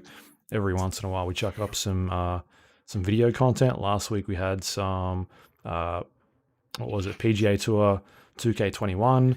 I put up some control footage, and There Is No Game Wrong Dimension. Put some of that up there as well. Which I finished today as well. That was a pretty good game. This week, I think I've got some more PGA Tour 2K21. I think I recorded our second game of that. And I'll try and grab some, maybe some Underlords and Wasteland. Chuck that up there. Anyway, that's on our, as I said, YouTube page. Otherwise, you can go to our website, thegapodcast.com, and check out anything you want on there. It's got links to all the things we just talked about on the show, including past episodes. You can go read Joab's review or watch it if you'd like to about Windbound. And that is all thanks to our Patreon members who help support the show. If you'd like to do that, you can go to patreon.com/thegapodcast. Helps us pay the bills to the website, keeps things running. Thank you to everyone who does that every month. Greatly appreciated. And Joab, you got anything on Pimp Out this week? Maybe a new box? Show people the box? Look at the box. What is in the box? Oh God, what's in the box? It's a big box. It's a big wide box. It was a fucking big box. It's my new PC case. It's got my CPU in it, and I believe the PSU is somewhere there as well. You hope. They sent it all stored inside the That's interesting. So that if someone just steals the one box, they get everything. They get a surprise, like a PC surprise. Fucking good luck, Steve. It's heavy as shit. Yeah. Man, like, that's chunky. Like, fucking hell. It's like Xbox Series X chunky. It's fat. It is a fat fucking box. Anyway, thanks to our patrons. And yeah, nothing to pimp out, but do read my Windbound review, and I'll chuck a link in it to the VOD of the Twitch discussion if you care to watch it. I don't really know if people rewatch Twitch VODs. I think I might be the only person who does. I did clip something. Me crashing my fucking boat like a chump. It was a high quality moment. But yeah. Anyway. Awesome. What about you? You got anything? No, I guess you can go to Survivor, check out my Control AWE review that went up. Yeah. You should post that or a link to it on the GA podcast. Right. You should do that. Okay. Anyway. I should.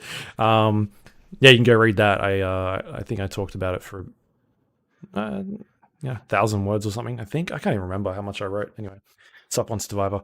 Otherwise, you can find me on social media, twitter.com/Lawrie, LAWRIE, and that's all I got going on this week. Cool. Sweet.